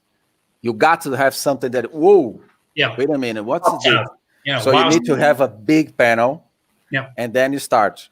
But it's not all pages. But what I do is maybe on the 5 first pages, big panels, and then story in the middle, big panel in the middle, and then end, big panel in the end. So if the guy gets a comic book like that, they say, "Whoa, oh nice, whoa, oh nice, whoa." You know what I mean? You keep the flow of the wave. So it basically all depends on the media that you plan to the comic to go out. Like you said that people come to a comic shop and they open it as a book. So if I decided that I don't want to do a book, but I want to do, for example, a web comic, I need to think differently. Yeah. American like movies or action movies. Action movie trailer. You always see an image, bam, bam, bam, bam, bam. To keep you need to think that you are make a comic book probably for younger readers, and now it's video game. It's this. You are competing with this, not with this anymore. You know what I mean? So you are competing with this. So if this have movement, sound, animation, you need to make something here that a guy say, "Whoa, let me see here." European markets, those big square books, is totally different because they care more like a storyboard story. So all the panels is smaller. Yeah. It's always smaller panels. Sometimes you have half of the page, but they think different. American market for me is different. Image comics brought that like big pages exploding colors. Now we are reducing a little bit. We have small panels. One of the guys that I'm studying a lot lately is Cian Gordon Murphy. Yep. Because he have small panels, and then he puts like a very let me see here. Can I show? Let me see if I can. Someone make that. No, that's the wrong one. You see, sometime in the middle of the action, he puts a small panel showing a close-up of the hand or something important happening in the page. You know what I mean? Mm-hmm. So I'm trying to introduce a little bit of his kind of storytelling in my own storytelling. But in fact, don't has some rules. Oh, you do like that and you'll be succeed. It's not like that. You got feeling. No, just continue. Sorry. You got the feeling as the story goes. Sometimes I said I make some. What I choose to do, I do like 2 layouts or 3 layouts, and send to John. John, let me. What do you think? And then he say, "Man, choose." And then I say to him, "Man, I think we need 2 or 3 panels plus what you write there, to everything works on the page." So it depends. And you get this with those skills as you go draw. You draw every day, every single page, and not pinups, covers, pages. You learn that process. Yeah, that's really cool because you have. You have It a doesn't person that have, helps you. yeah, it doesn't have magical trick. You know what I mean? People Yeah. look for that. I want a magical trick and I want to be Mike Mignola. No, you No, took no. 30 years to be Mike Mignola. You know what I mean? If you have this mind, perseverance, and you compare yourself to yourself yesterday, that's it. Don't compare yourself to other person. Compare No. yourself to yesterday, and keep growing. Keep growing. I Fall in love. I have a funny Mike Mignola story. Oh yeah. Back in the '90s, I went to San Diego Comic Con. It was nothing compared. I mean, it was nothing compared to what it is now. I mean, it was just a portion of the hall. Mike Mignola was sitting at a booth. Nobody was around him. Okay, Damn. so I went up I to love him. Mike Mignola. Nice dude, sweetheart of a guy. So I'm just like some punk kid. Hey, blah blah blah, talking to him. He's got like some books and some Hellboy stuff. He's like, hey, would you like me to sketch you something? I was like, sure. And he had done this Batman annual, and I said, could you sketch me Batman? And the look on his face was just like, so he could have sketched me like Hellboy and everything. I was like, yeah, can you sketch me Batman? So he sketched me Batman. Nice guy. I'm just like, 10 years later, my friends are like, you're an idiot. I'm like, but I didn't know, I'm so jealous. I have this one of him. Oh, yeah. Marvelous, man. Yeah. And it is black and white. Damn, dude. Black and white. Look, there you go. look these figures, bro. Oh, This is making it bigger. Yeah, look. Jesus. So beautiful, man. This is 93, 94. I don't know. Is that a hardcover or a softcover? Hardcover. Ah, yes. wow. Dark Man, Horse. this I study even today. Even today, sometimes in the lunch break, I study and damn. Well, I got a recommendation for you. I mean, You know what I mean? I hope you love it. This is from Dark Horse as well. This is the first one. Let me double check. Yes. Maybe you heard of it. With Old School Monsters. Oh yeah, Baltimore. beautiful Baltimore. Oh wow. I love it. This is a must-have. Absolutely. I need to buy this one. Ominous. No. Look at that. Crazy. Look, Whoa! big like that. Okay. Oh my Damn. goodness. This is That's a monster. a slipcase that you can, gonna pull it off. Just Yeah. this off as well. Give me a shot. Damn, this is I'm big. gonna make the picture a little bit bigger for the viewers here. Mm. And when I grow up, I want to make a book like that. Yeah. I'm gonna show you some pages. It's pretty dark, but let's say it's about a nobleman in like the 1700s or something, and his family is getting killed by a vampire, and he awoke a war between vampire and humans. And for instance, they have Nazi vampires. Oh Oh damn. wow. You can't go wrong with Wow. Nazi vampires, man. You can write Exactly. any story. Nazi vampire. That's it. You are winner. It's Winner. been drawn by Ben Stenbeck. I didn't know who that was, but it's amazing, and it has traditional werewolves, zombies. I mean, look at that. Damn. Zombies coming out of the water. Oh, there it is. Oh man, I have a Frankenstein story of this Yes. artist. Yeah, I exactly. have the Frankenstein story of him. Oh man, Wow, look at that. That's awesome. beautiful. That's amazing. And what I always like, and I'm a big fan of that, and maybe other people as well, I'm going to show you a little bit more, is the creature designs. Damn. Oh man. Yeah, there is the werewolf. Oh, That's what I'm talking about. look at that. I love this stuff, man, and it's not really how do you say expensive or something. And we have some early designs. Oh wait, this is a bad one. Well, not a bad one, but a different one. Speaking of the covers, Jesus Christ, man.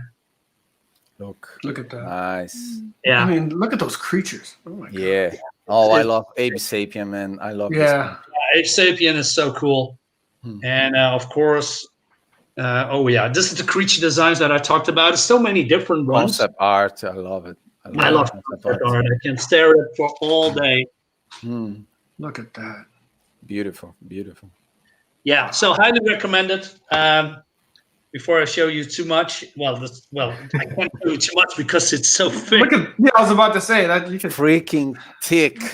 Yeah. There's never enough. It's never enough. Wow. I Two agree volumes? 100%. 2 volumes with this thickness. Baltimore, right? Yeah, Wow. Baltimore. Exactly. If you're going to Google it, so Baltimore Omnibus, Mhm. Volume 1, and it Volume 1. Volume 1.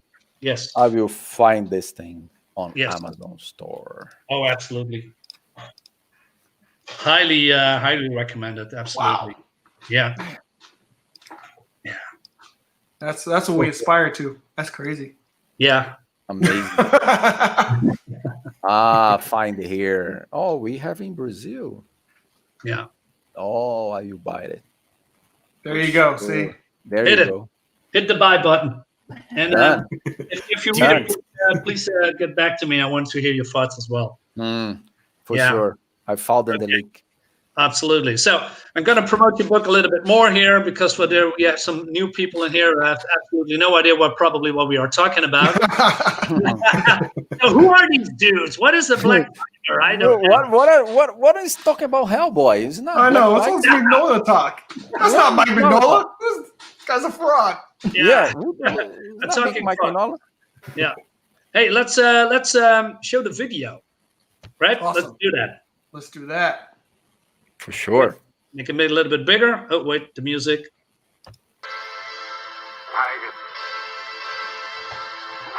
You can see it, guys, everyone? No, No? no, we only see Nope. us. Wait. Oh, yeah, sure. I didn't share it. I'm so stupid. Just give me a sec. Where's my mouse? You're keeping it to yourself. In your hand. In your hand. Awesome. Well, no, I don't have a mouse. Awesome. Doing. I'm so sorry. I'm so stupid. Let's do it again. All right, take 2. 3, Yeah. 2, 1, go. Yes. Here we go. Okay. Gonna share it.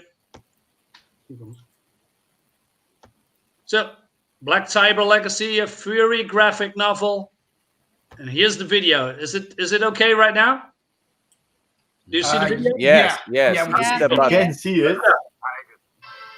There we go. Comfy music. Whoppa.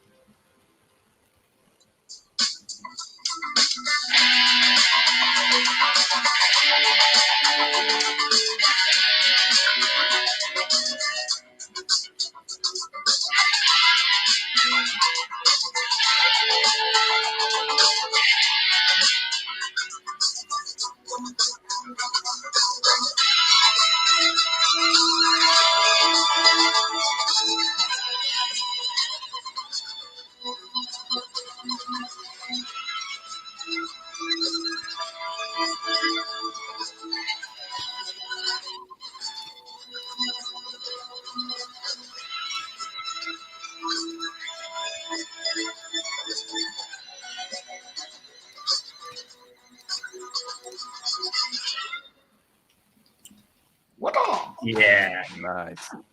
absolutely. Great music choice, by the way. Yeah. Yeah, in 2014, I did a buddy of mine who went to USC's film school. He helped me and he did a lot of most of the work, short film together based on Black Tiger comic book, and we ended up winning the 2014 Spirit of Comic-Con award. Wow. You know, just kind of, it was a 20-minute short. So that music was from that short. We had like Robin Shu, who was Liu Kang. He was in that. And we had one of the WWE divas in that as well. So it was a fun little short. So we still, you know, I circled up with the guy from, you know, who made the music. He's like, oh man, he's like, go ahead and use it. He's like, that comic book looks great. Go ahead and use the music. So.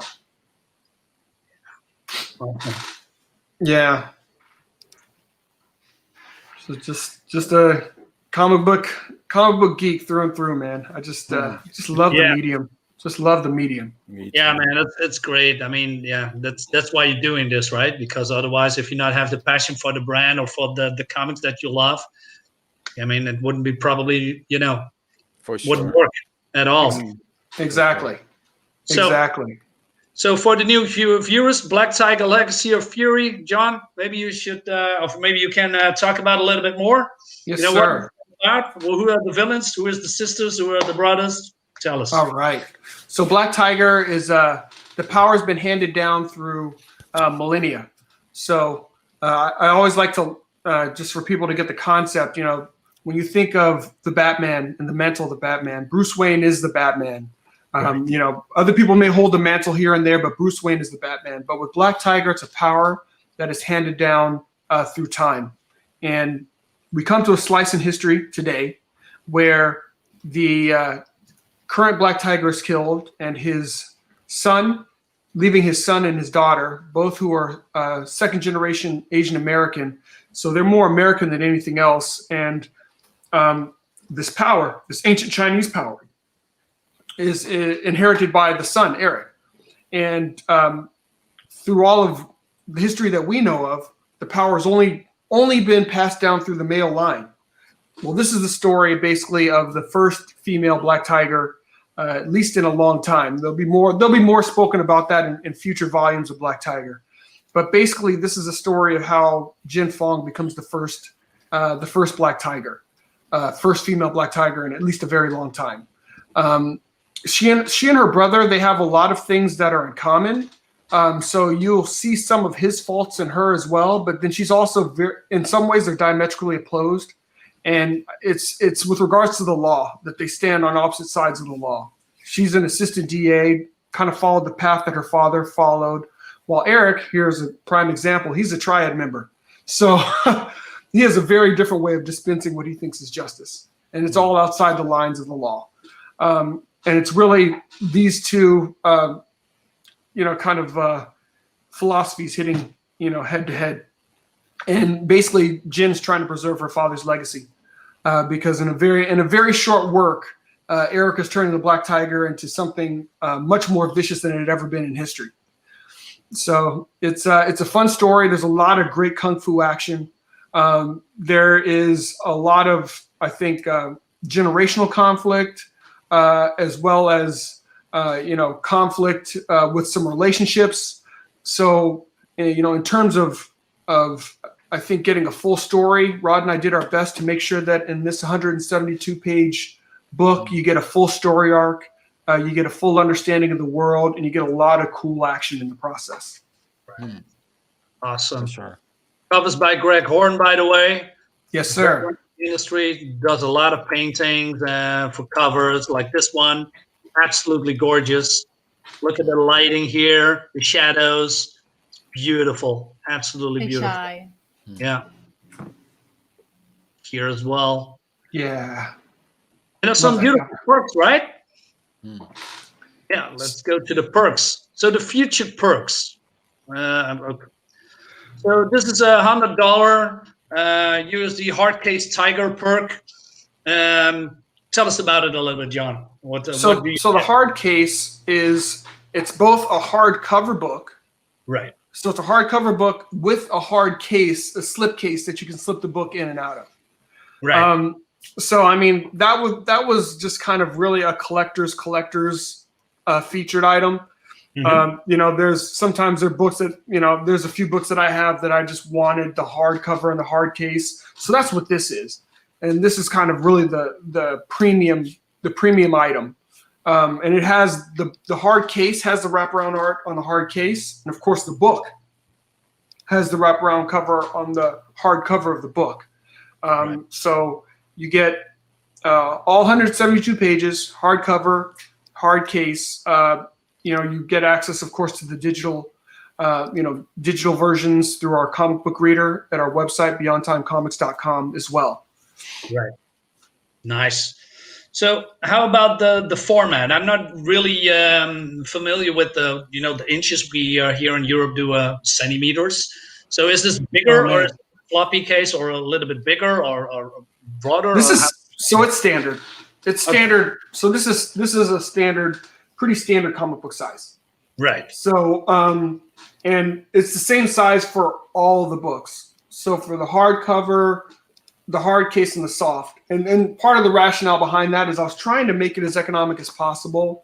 And I just we don't have the volume where I could do, books of different sizes. So all the graphic novels needed to be, at least the internal pages needed to be the same size. So it's standard comic book size for the pages, for the hardcover and for the soft cover.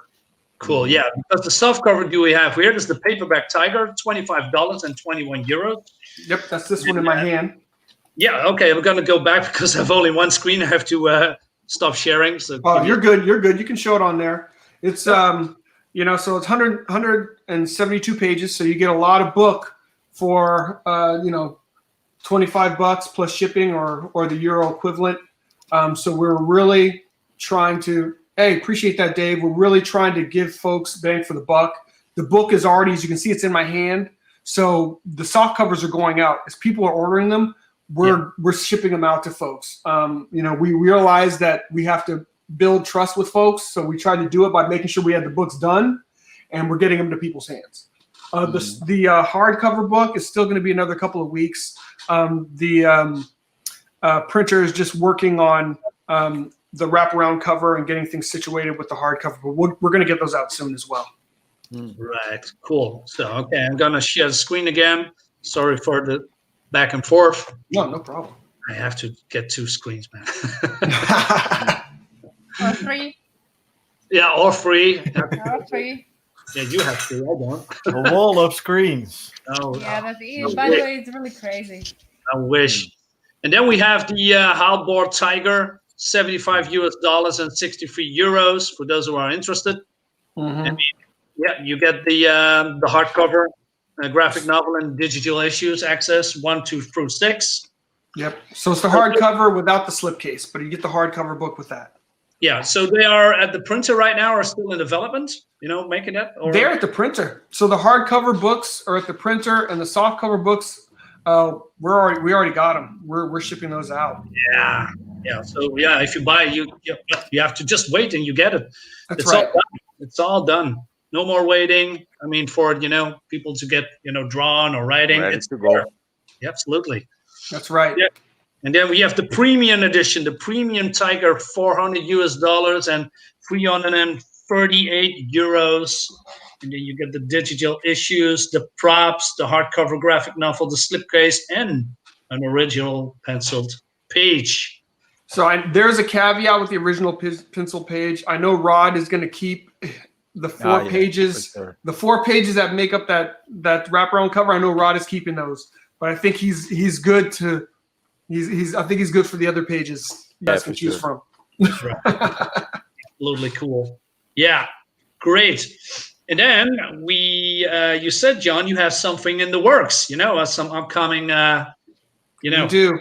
And we do, and who knows? Maybe even people should help us, should pitch in and give us their thoughts. So we have Rod and I have over, well over 100 pages worth of the next story arc for Black Tiger completed. So we're ready actually to roll into the next campaign for Black Tiger. That story arc is called Hidden Dragon. We're going to break that up into three 50-page pieces, books, so a little bit smaller than this. So we have that option. But then we also have another book that's completed, a story called Magna, the Last Pantheon. And you can see that on Beyond Time Comics at our website. It's in the same world. It's a story of a young woman and her becoming a hero, and how her destiny is intertwined with the mighty men of old, the old pantheons, the Norse pantheons, and the Aesir, and Greek pantheons, the Olympians, and the Egyptians, and yeah, there it is right there. And we're going to release before the end of this year. So very soon we're going to be releasing a pre-launch page for signups, and it's either going to be for our next Black Tiger story, or it's going to be for the first 3 issues, which is 66 pages of Magna, the Last Pantheon. And we're just trying to, we're working together. We're just trying to figure out what's the most advantageous thing to do to keep the ball rolling, to keep people interested in what we're doing, whether it's to do the next Black Tiger story. And you guys have seen the black and whites of those. That's Rod's artwork on that is next level. I mean, my goodness, on the next Black Tiger story. And then here's some of the artwork from Magna, the Last Pantheon. Yeah, preview. Exactly. Yeah. You can see it on a page or on the website. So if those who are interested, using it a little bit sneak peek. Absolutely cool. And then there's the cover again. Yeah. One. Start with 1. This is the first one. Is there a sneak peek in here? Let me double check. Yep. You can sneak peek on all. Yep. The werewolf. Yep. So great cover. Oh, nice. Nice. Look at that. Pure mythology action. Yes. Yes. Cool action pieces. Great art. Beautiful colors. Is that Balder? Or is that... No. Do you want me to tell you? Well, if that's not a spoiler, yeah, sure. So you did see Balder earlier. That's actually Loki, but Balder, that's Balder. So you see, Loki's got a magical chest, and that plays a very big role in the story as it unfolds. At this point, both Odin and Surtur are both MIA. They're both in an eternal struggle. Right. So I've kind of taken a twist on Ragnarok. So I didn't fully stick with kind of the way Ragnarok's supposed to go down. But what I've done is I've intertwined kind of the apocalyptic stories of the different myths and made one focal point for basically the end of days for these different myths, starting here with what's going on with the Aesir, and then showing what's going on concurrently with the Olympians, and showing what's going on with the East Asian gods. So it's a story that kind of wraps their wraps kind of their downfall, to a particular source, and then what she ends up doing is she ends up finding herself in league with the last of the mighty men of old, the mighty men and women of old. Yeah, and they've all had to kind of band together. It's great, man. Absolutely great. Yeah. Wow. You have a lot of things to show to people, and all different spectrums. You have a martial artist, and you have the more like like you said, mythology based comic that people can look into. Great, man. I appreciate that. Yeah, absolutely. I mean, you know how it is all of us as creators and as you know, we have more ideas than we're ever going to be able to fully develop. You know. So well, you build a universe. moving That's forward. exactly what you want, right? yeah. Yeah.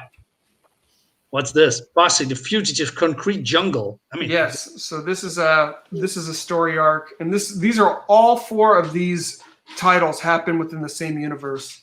right. And basically, so Black Tiger happens in a western seaboard city in the United States, and the Posse happens on the other coast, on the East Coast.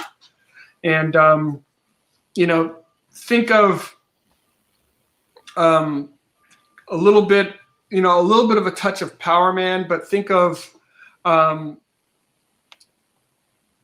city that has succumbed to the influence of metahumans. You know, a city that basically becomes, I'd say, a safe harbor, but it's really not safe there at all. you know, for metahumans. Not so safe. Yeah. A not so safe harbor. You know, it's more of like a place that ends up becoming lawless. Yeah. And who's going to bring law? Yeah, who's going to bring law to the lawless? You know, so it's interesting kind of how all these stories end up working out and how they end up being kind of timely. You know, because all this was written a while ago, and you know, you see a couple of unlikely heroes. You know, you see some of the source of how some of the metahumans, and this all ties back to Black Tiger in a very big way, because there's been a lot of experimentation that's being done to figure out how to develop metahumans, and this will eventually tie back to Jin's grandfather. So it's all intertwined. You know, the stories at this point they stand on their own, but it's all going to come, you know, kind of come together. I smell a crossover. Yeah, I want to draw it. It was again. It was again. That one page that you showed was like 4 or 5 panels of yes that were like all the same, and then there was again a page, and I was like, so many different panels. Yeah, it's great. Let me show this one. The Posse Fugitives. Mm-hmm. That looks great. Yeah, you have absolutely right, Miriam. So I mean, ultimately, you know, our objective is just, you know, we want to bring great comic books to folks. We want to tell great stories and just have a lot of fun, and hopefully in the process, just build a fan base that enables us to put books out on a more frequent basis. And do you? I mean, the comics that you have on the Beyond Time website, right? Yes. Are you planning to do that? Maybe a print version, or is this primarily? That's what Rod and I are contemplating right now. I mean, right now we're kind of leaning towards continuing to move forward with Black Tiger for Indiegogo, but this is all stuff that we can potentially, you know, utilize for campaigns as well. Yeah. You know, so I think like I said, we're still trying to figure all this out, honestly. You know, trying to figure out the best way to bring value to people and to get people interested. So I'm telling you, you know, if you've got ideas, you let us know. We're still trying to figure it out. For a first book, man, you knocked it out of the park, you two, man. Props, really. Appreciate that. Thanks, appreciate it. And if you want to show, if that's what you can do, the second part, you have some preview, maybe pages that you wanted to show to the audience, maybe, if you want. Want to show some of those, Rod? Show some of those, the black and whites again.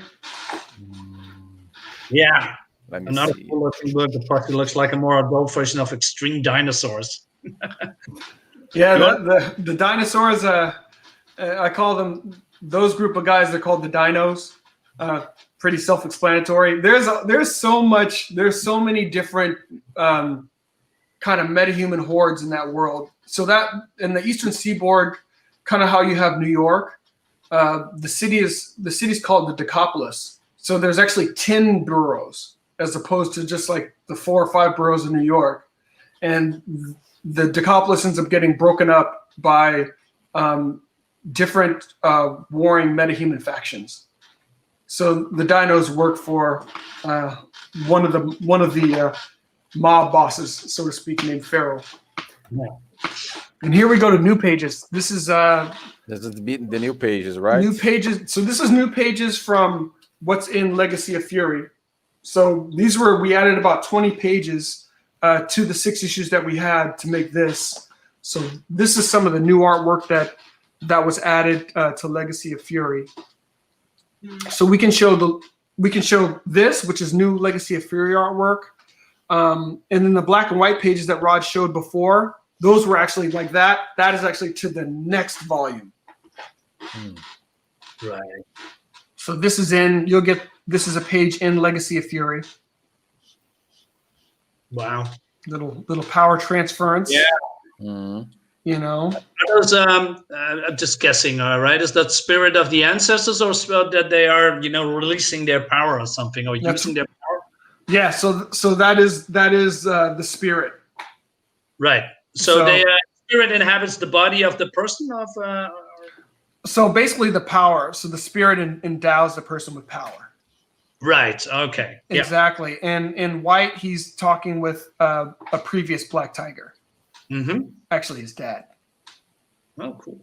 And speaking of those powers, what kind of powers do they have? More durability, speed, power, or some other, maybe heightened senses or something? I'm just so right now the power is being used very much in a kung fu oriented way. So they've got strength. They've got and there's one page that he shows. Rod shows where the father's there with his son, and he's showing his son the speed. He's showing him the strength, throwing a boulder, and then he starts to show him a little bit more of the more mystical powers. Right. So yeah, exactly. So on this page, so you get to see the ability to jump, and we have it's a whole sequence of pages. And then he starts to show some of the more mystical parts of the power, but you see that Eric is having problems making those manifest.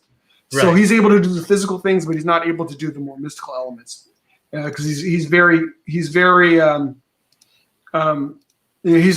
in terms of where he is as a character, he's leading the triad. He's very very uncentered as a character. So he's not able to channel all those powers. But then we'll find out with Jin as the story progresses that she's able to take this to a whole nother level.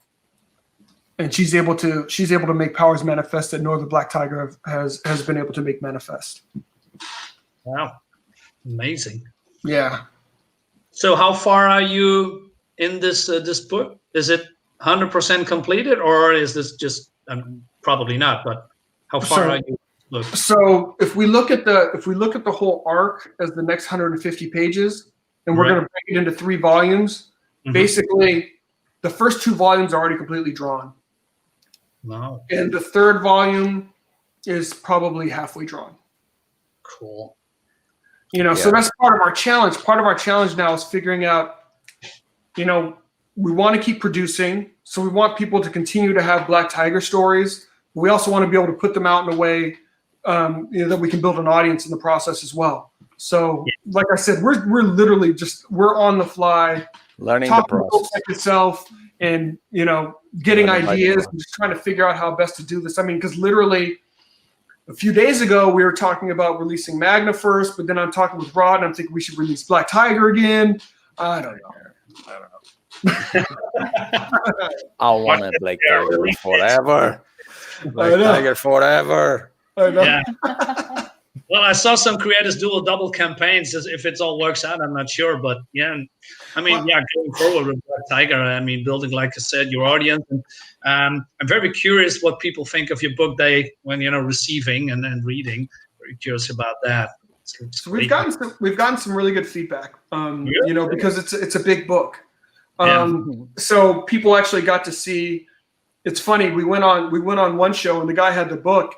And we're basically, he's just like, hey, I was really interested. We basically just talked about the book. Talked about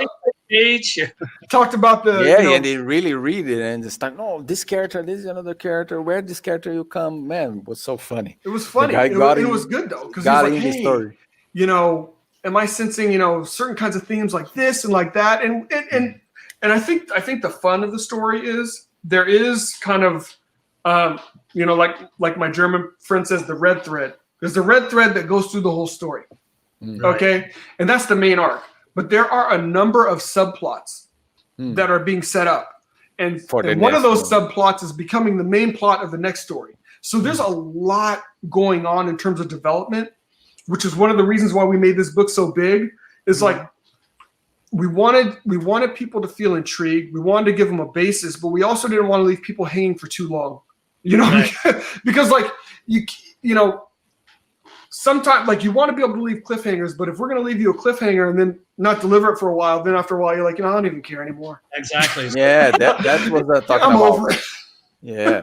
So basically, it's a self-contained story, right? So it's from comic. I mean, a story from A to Z, and then it picks up in volume 2, right? It's the exactly. Yeah. So if you thought of it like a movie story arc, I mean, then it has like all 12 beats in there. I mean, you know, you start off, you get your introduction, you know, you got your hero's journey, you've got, you know, your complication, you've got all these elements, and you've got a little button at the end too. So you get something at the end, you say like, okay, good. Yeah. There's more coming. There's more coming, but I got something good. Okay, so all right, let's go to the next story. but you feel like you got something instead of just like, okay, well, where are you going with this? What do you know? Give me something. Give me a button at the end. Give me a reward. Yeah, Black Tiger Volume 2, man. Let's go. Absolutely.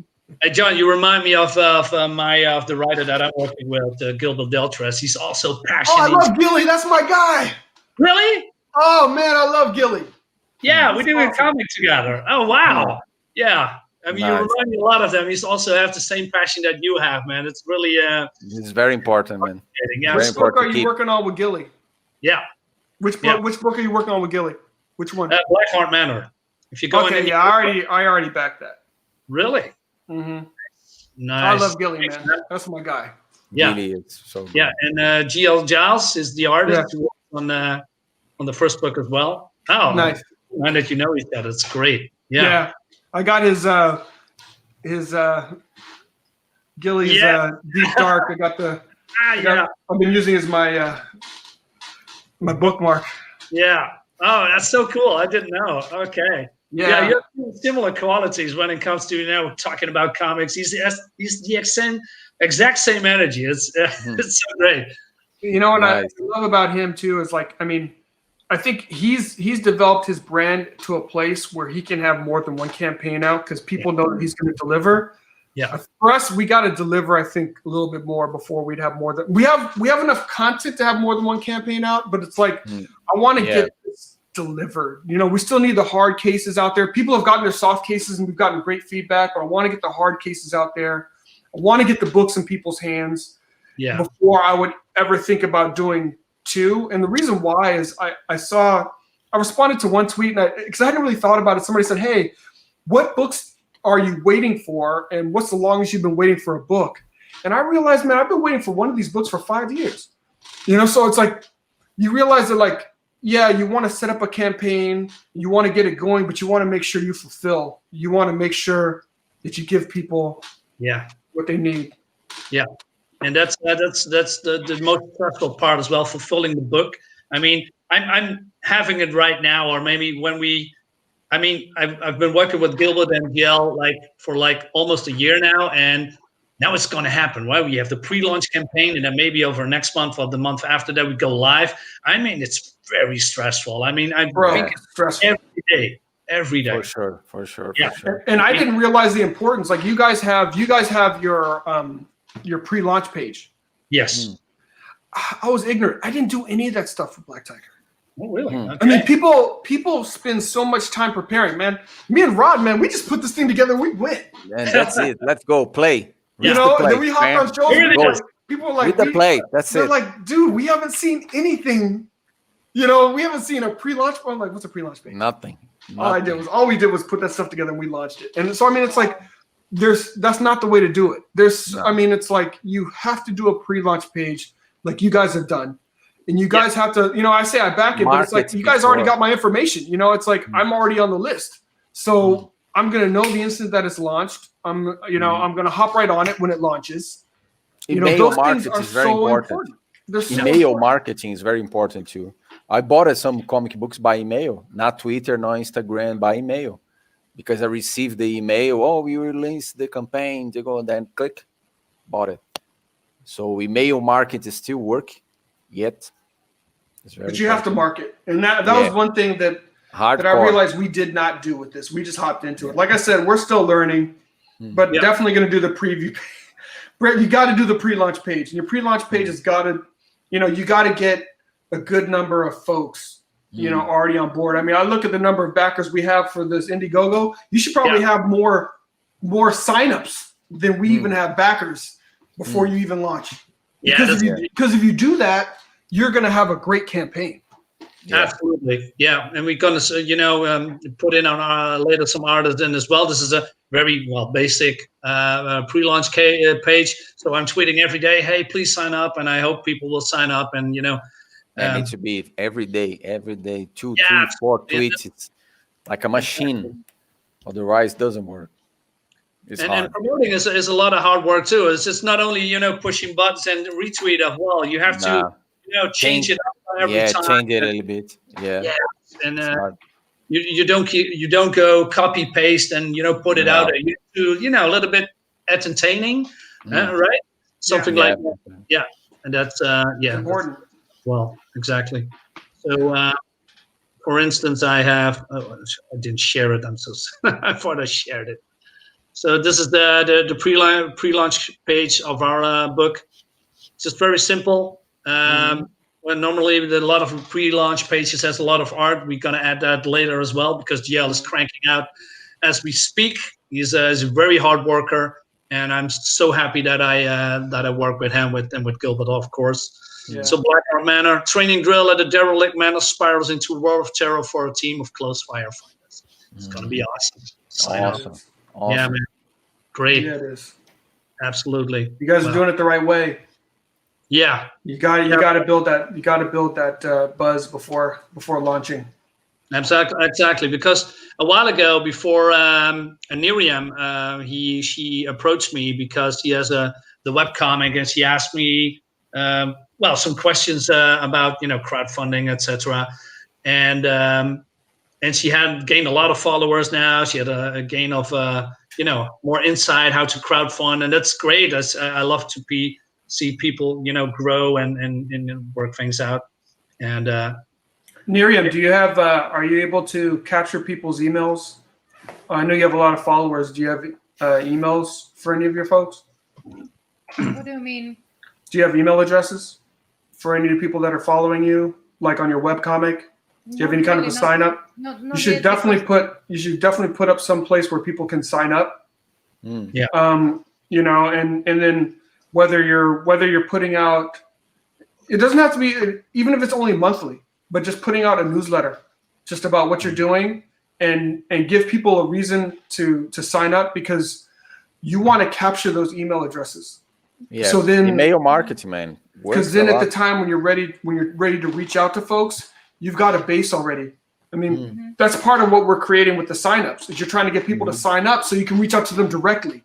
Because let me tell you, I get all the campaigns, pretty much the campaigns that I sign up for. That's why I already said I've funded it, because pretty much the campaigns that I sign up for, I end up funding, because they email me directly. Hey, boom, let me know. They let me know a week or so ahead of time it's going to happen. Boom, they let me know it happened. They let me know a week after it happened. Oh yeah, I've been meaning to fund this. Let me go ahead and do that, as opposed to just hopefully catching me on a good day with Twitter. Yeah, hopefully I'll see it and I'll actually look at it, because there's so many things coming through on Twitter all the time. Sometimes I'll see something, but sometimes it's too much stuff. Yeah, absolutely. Yeah. So since you already have a web comics, you've got a web page, just setting up something like MailChimp where you can just put in a that's the thing I'm posting in Webtoon. Okay. Webtoons. So, I heard of. Would you like to show us your work? Come on, let's promote each other. That's it. Yeah, no, it's good. Yeah. Let's show it. Should I maybe show something from the newest chapter that is Whatever you want. Sure. Okay, why not? So I just sent Rob an email with some pics. it's difficult to show you something Oh. because I have the artwork on my PC No. that Thanks, isn't Dave. connected to the. Yeah. That's a lot of thanks, man. That's I really appreciate that. It's a big Wow. deal. It's important. Yeah, that's absolutely a big deal. I mean, great. Thanks. That's why I'm doing it. Not for the love, but I want to reach people. How do you say? I want to promote new stuff, man. I want everyone to succeed. And if Dave, if you're making a comic, and if you're gonna make a comic, I promote your book as well, as always. No worries, man. That's the way, bro. That's the way. Yeah. And mailing lists can be make or break for an indie project. I agree, Absolutely. Dave. Yeah. I agree, and I think, as guys that just, hey, we got a book, build it and they will come. I mean, Yeah. it's like if you take the same care you did in making your book and getting your mailing list and getting people, in the know, man, it will just increase your success. Yeah. Okay, Absolutely, so for sure. here are some examples of the latest Yeah. chapter that's going to be released soon. Cool. Nice. I like the black and white. Yeah. Can you make it bigger, Niriam? Not really, because it's I don't know, how should I? Just a minute. Maybe this one. Very well. I like your balanced, influences because you have a little bit more of a manga feel to yours, for sure. but you Yeah. still have more realism. Mm. Yeah, I was hoping of making a half Nice. manga, half real like one. Nice one. I like it. Very well balanced, black and white and gray tones. Yeah. Great sounds. Yeah. Exactly. That's I why I like said that it. style. You can see the figures, you can see the background. So cool. Yeah. A lot of motion. I love that. I love motions in comic books. It makes it feel alive, and raw. Oh yeah, yeah. Yeah, like this one. Great. But it's also great, it's great great art. motion. I mean, it's like it's great fighting motion. I like it. You know what I mean? It looked like she was gonna knock him out with that uppercut. Yeah. You know? Yeah, the pages kind of got Mm. got You see, mixed that's up. gotta hurt. Yeah. He dodged it. And the last Oh one. wow. Black and white, nice. So that's I love it. black and white. Yeah. Wow. That's good stuff. Good stuff. Yeah. Indiegogo, that's the way. Yeah, well, that's the Come that's the on, thing. come on, come on. Yeah, that's Do the thing. it. I already wrote you there because you guys are working together. So you have a colorist, you have a pencil, Oh, a yeah, pencil yeah, guy, yeah. you have an inker, you have a Yeah, yeah. letterist, and you have a marketer, Separated. and I'm all Oh kind of man. And you did You don't a need book colors. of 100 You don't need pages. colors on that Man. book. Yeah. You don't Hey, need by- colors on that book. That's Yeah. beautiful black and white. Oh, absolutely. I think so. You don't need color, man. Yeah. Yeah. Black and white is beautiful. You don't need color. That's it. Broke the book in three of 30 pages each. That's it. Reach Yeah, out to that's the thing. I have 60 plus chapters, and one chapter is around 20 pages. there you That's go. it. That good. There you go. If you Release. need a letter, reach out to at Marco De La Verde. He's the one that does all my letters. He's Very amazing. good. Very Can you good. maybe He's out of give me Spain. a link? Dude's amazing. Yeah, I'll put it into the. Okay. And don't Guys. you know maybe some marketer? Mm. You know what? The marketing piece, I've been fumbling through that myself. Yeah, me too. I It's hard, but if you have if I to if I do it. had a and I've done different things. I've I paid one of those quote unquote marketing companies. Mm, Um, doesn't work. man, don't Well, waste your money. Oh my gosh. I think that if was you a pay waste of some good money there. one know. of the, oh sorry, Because you got to build relationships with people and you got to show people, I mean, it ended up with like, we probably have like a couple hundred people that have backed the book combined. But you know what it always came down to? When you get onto a show and people see that you're real yeah, and they see that you have a Totally passion for what you're doing Yeah. and they see that you're not mean.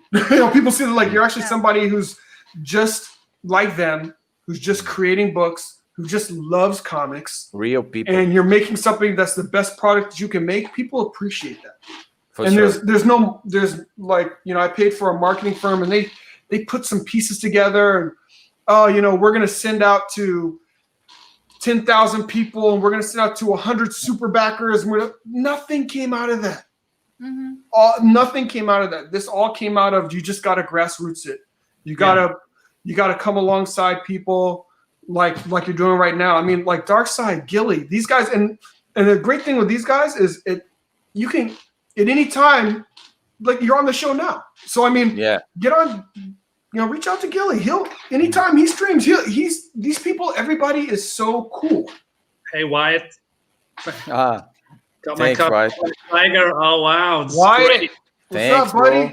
That's my Yeah. man right there. That's my Wow. man. Thank Yeah, you. I got I got one of his books. I got some more coming to me. I got Rocket Gallon Booster. I agree with y'all. People nowadays doesn't want to buy, invest in a comic because it's beautiful, because it's well written or draw. They invest in the person, in the brand. So this is why YouTube have a lot of engagement in Indiegogo and Kickstarter, because people will know how you think, how you are, how you be with the other guys in the community. It's a great community. Reach out to Wyatt. Reach out to Wyatt and Peter and Mandy. They're awesome. I mean, people, these are people that have built substantial fan bases, and they're more than willing to have you on and just be like, to talk. Yeah, just send a Twitter and that's it. Justin. How you doing, man? So guys, a lot of good people. Shay the Red. There's so many good people out there, man. That they're just and it's just a loving community, Yeah. Just talk about it. Talk about your project. Hey, John, you need to send me a copy because I just backed your book. You got it, buddy. It's coming. Yeah, man. It's coming. I want mine. Mine in Brazil. I know, but yours is hardback, so I gotta. Yeah. Hey, man, and honestly, thank you for backing, and every backer. I mean, I just it blows my mind, and I'm just really appreciative, because I know, even as I back other books, I mean, because like somebody's saying, "Oh, is this a sustainable model?" I'm like, this is totally a sustainable model, because it's a community. And I know that, you could probably go to a comic book shop and get books on the cheaper, but you know what? The comic book shop near me closed, so I can't. Yeah, for sure. And that phenomenon is happening a lot more and more. And show some love. Keep on rocking, guys. Thanks, Wyatt. Thanks, Wyatt. Appreciate it, brother. Wyatt, appreciate it, man. Thanks. So I think this whole thing, and it is a revolution, is amazing. And people being able to make comics, and being able to, and I love the fact that it's people that are making comics, that are loving comics. Because I mean, I don't want to disparage the big two, but they don't love comics anymore. No way. They don't love them. They don't love what they're making. They don't care anymore. I pick up indie books now. That's where my money goes, because I know that whoever's making that book loves that book. And they're making the best book that they can make. And I'd rather have that than to have something, made by folks that don't even understand the characters that they're working on, and they don't care about the characters they're working on. Thanks you so much, man. Really appreciate that. And it's like Dave is saying, that indie comic scene has changed so much that it's about the creator, not necessarily the creation. That's exactly. It's true. Nail, man. Yeah, exactly. For sure. Yeah. For sure. Coffin Comics been proven that it's a model that works over the last 6 years. Yeah, Coffin Comics is from I forgot his name, from Lady Death. Brian Pulido. Brian Pulido. Thank you. Exactly. And he's doing. He released 2 or 3 campaigns in a year or more. Yeah. 4, I don't know. He's doing great. Keep consistent. Because he's proven himself that he delivers, and I think for all of us, as we continue to get more books out, then we'll be able to do the same. You know what? I mean, like even with like Wyatt and Peter and Mandy, they have a number of campaigns out, but you know what? I know they deliver. I've already gotten books from them, so it's okay that they can have multiple campaigns. The rest will come. Yeah, they've already delivered, so I know they have multiple. So like me and Rod want to get to that place, and I'm sure we all want to get to the place where like we can have more than one campaign, and people will say like, you know what, John, Rod, Darkside, Base Marine, Miriam, they deliver, so it's okay for them to have more than one campaign. But first, we just want to make sure everybody gets their book right now. Yeah. Brazilian Day says, interaction with your audience is the key thing now. You can be the best artist, writer, colorist, but if you're not putting yourself out there, your project will not succeed to the standard that it should. I agree. True. I agree 100%. Yeah.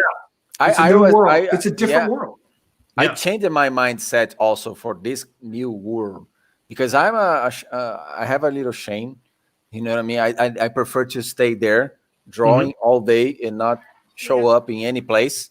Yeah. But it's changed. You need to give your face so people can recognize and see your drawing. That's why I open a YouTube channel also, that I'm showing my process of work.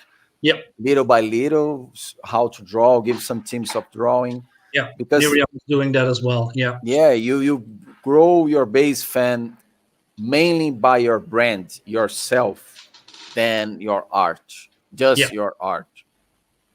Yeah, exactly. Because we are speaking with Miriam and Jeroen and Base Marine just before we get started about a project that, just like Dave said, there are some amazing projects out there, but they don't promote themselves. And I'm not sure why. I mean, this is what you want. You have to put yourself out there, make a lot of effort, and probably it will pay off if you promote yourself a little bit more instead of, I'm going to put it up there and then that's it. Maybe people will like it. But yeah. But it's like, it's because they're old school fools like me. Like I really thought that I could just put, we ended up working backwards. We threw up the campaign and we realized like, man, this thing isn't going to fund itself. We got to get out there and let people, So then next thing you know is you're going on there to push the book. But people don't really care about that. They're like, but what are you about? Why are you in the comics? Yeah. You realize like all you gotta do is be a human being. Just go out there, let people know who you are, let people know what you're doing. And where the story comes from is also a question a lot of people want to know. Totally. Yeah, I agree with Justin. And like Justin says, like, once he gets that first campaign and he's you sold out all your bears, you've done all your stuff. I mean, you get your stuff out in everybody's hands. And then everybody knows that Justin delivers. And then guess what? It's fine for Justin to have more than one campaign out there because he's already delivered on the first one. Hey, Justin, if you want to come on the stream one time, hey, you are welcome, right? This is an invite. I'm just struggling to how to pronounce something because I have the word in my head, but I have to translate it in English. Sorry. Yeah, sometimes it's hard to think in both language. Yeah, guys, I really appreciate it, but I need to go because my family is getting here. Oh, okay. A meeting family. Rod's got a baby on the way. Well, actually, his wife my wife is pregnant, so I need to take care of her. Yeah. And man, I love the show. Thank you so much for inviting. Yeah, it was great. I love this show. I love to talk about. Let's keep talking on Twitter. Let's send me any email, message, Instagram. Just look at me on Google and you find me. Yeah. And if you want to come on the stream as well, just ask. I'm here, open for it. So it's great. Thanks a lot. Thanks for all the people that stay there watching us talking about nerdy stuff. Awesome, man. Okay, so then we're gonna end the stream because everybody's going. Okay. Hey, guys, thank you so much for Thanks, Bristol. Yeah. Dave, thanks. Yeah. So Rob, John, thanks for coming. I have a great time. Thank you, guys. Thank you. Of course, Miriam, Base Marine, thanks for coming as well. We'll see you guys next time. And see you soon. Appreciate it, guys. Hey, guys. Bye. Have a good day over there. Bye. Thank you, bro. Bye. Awesome.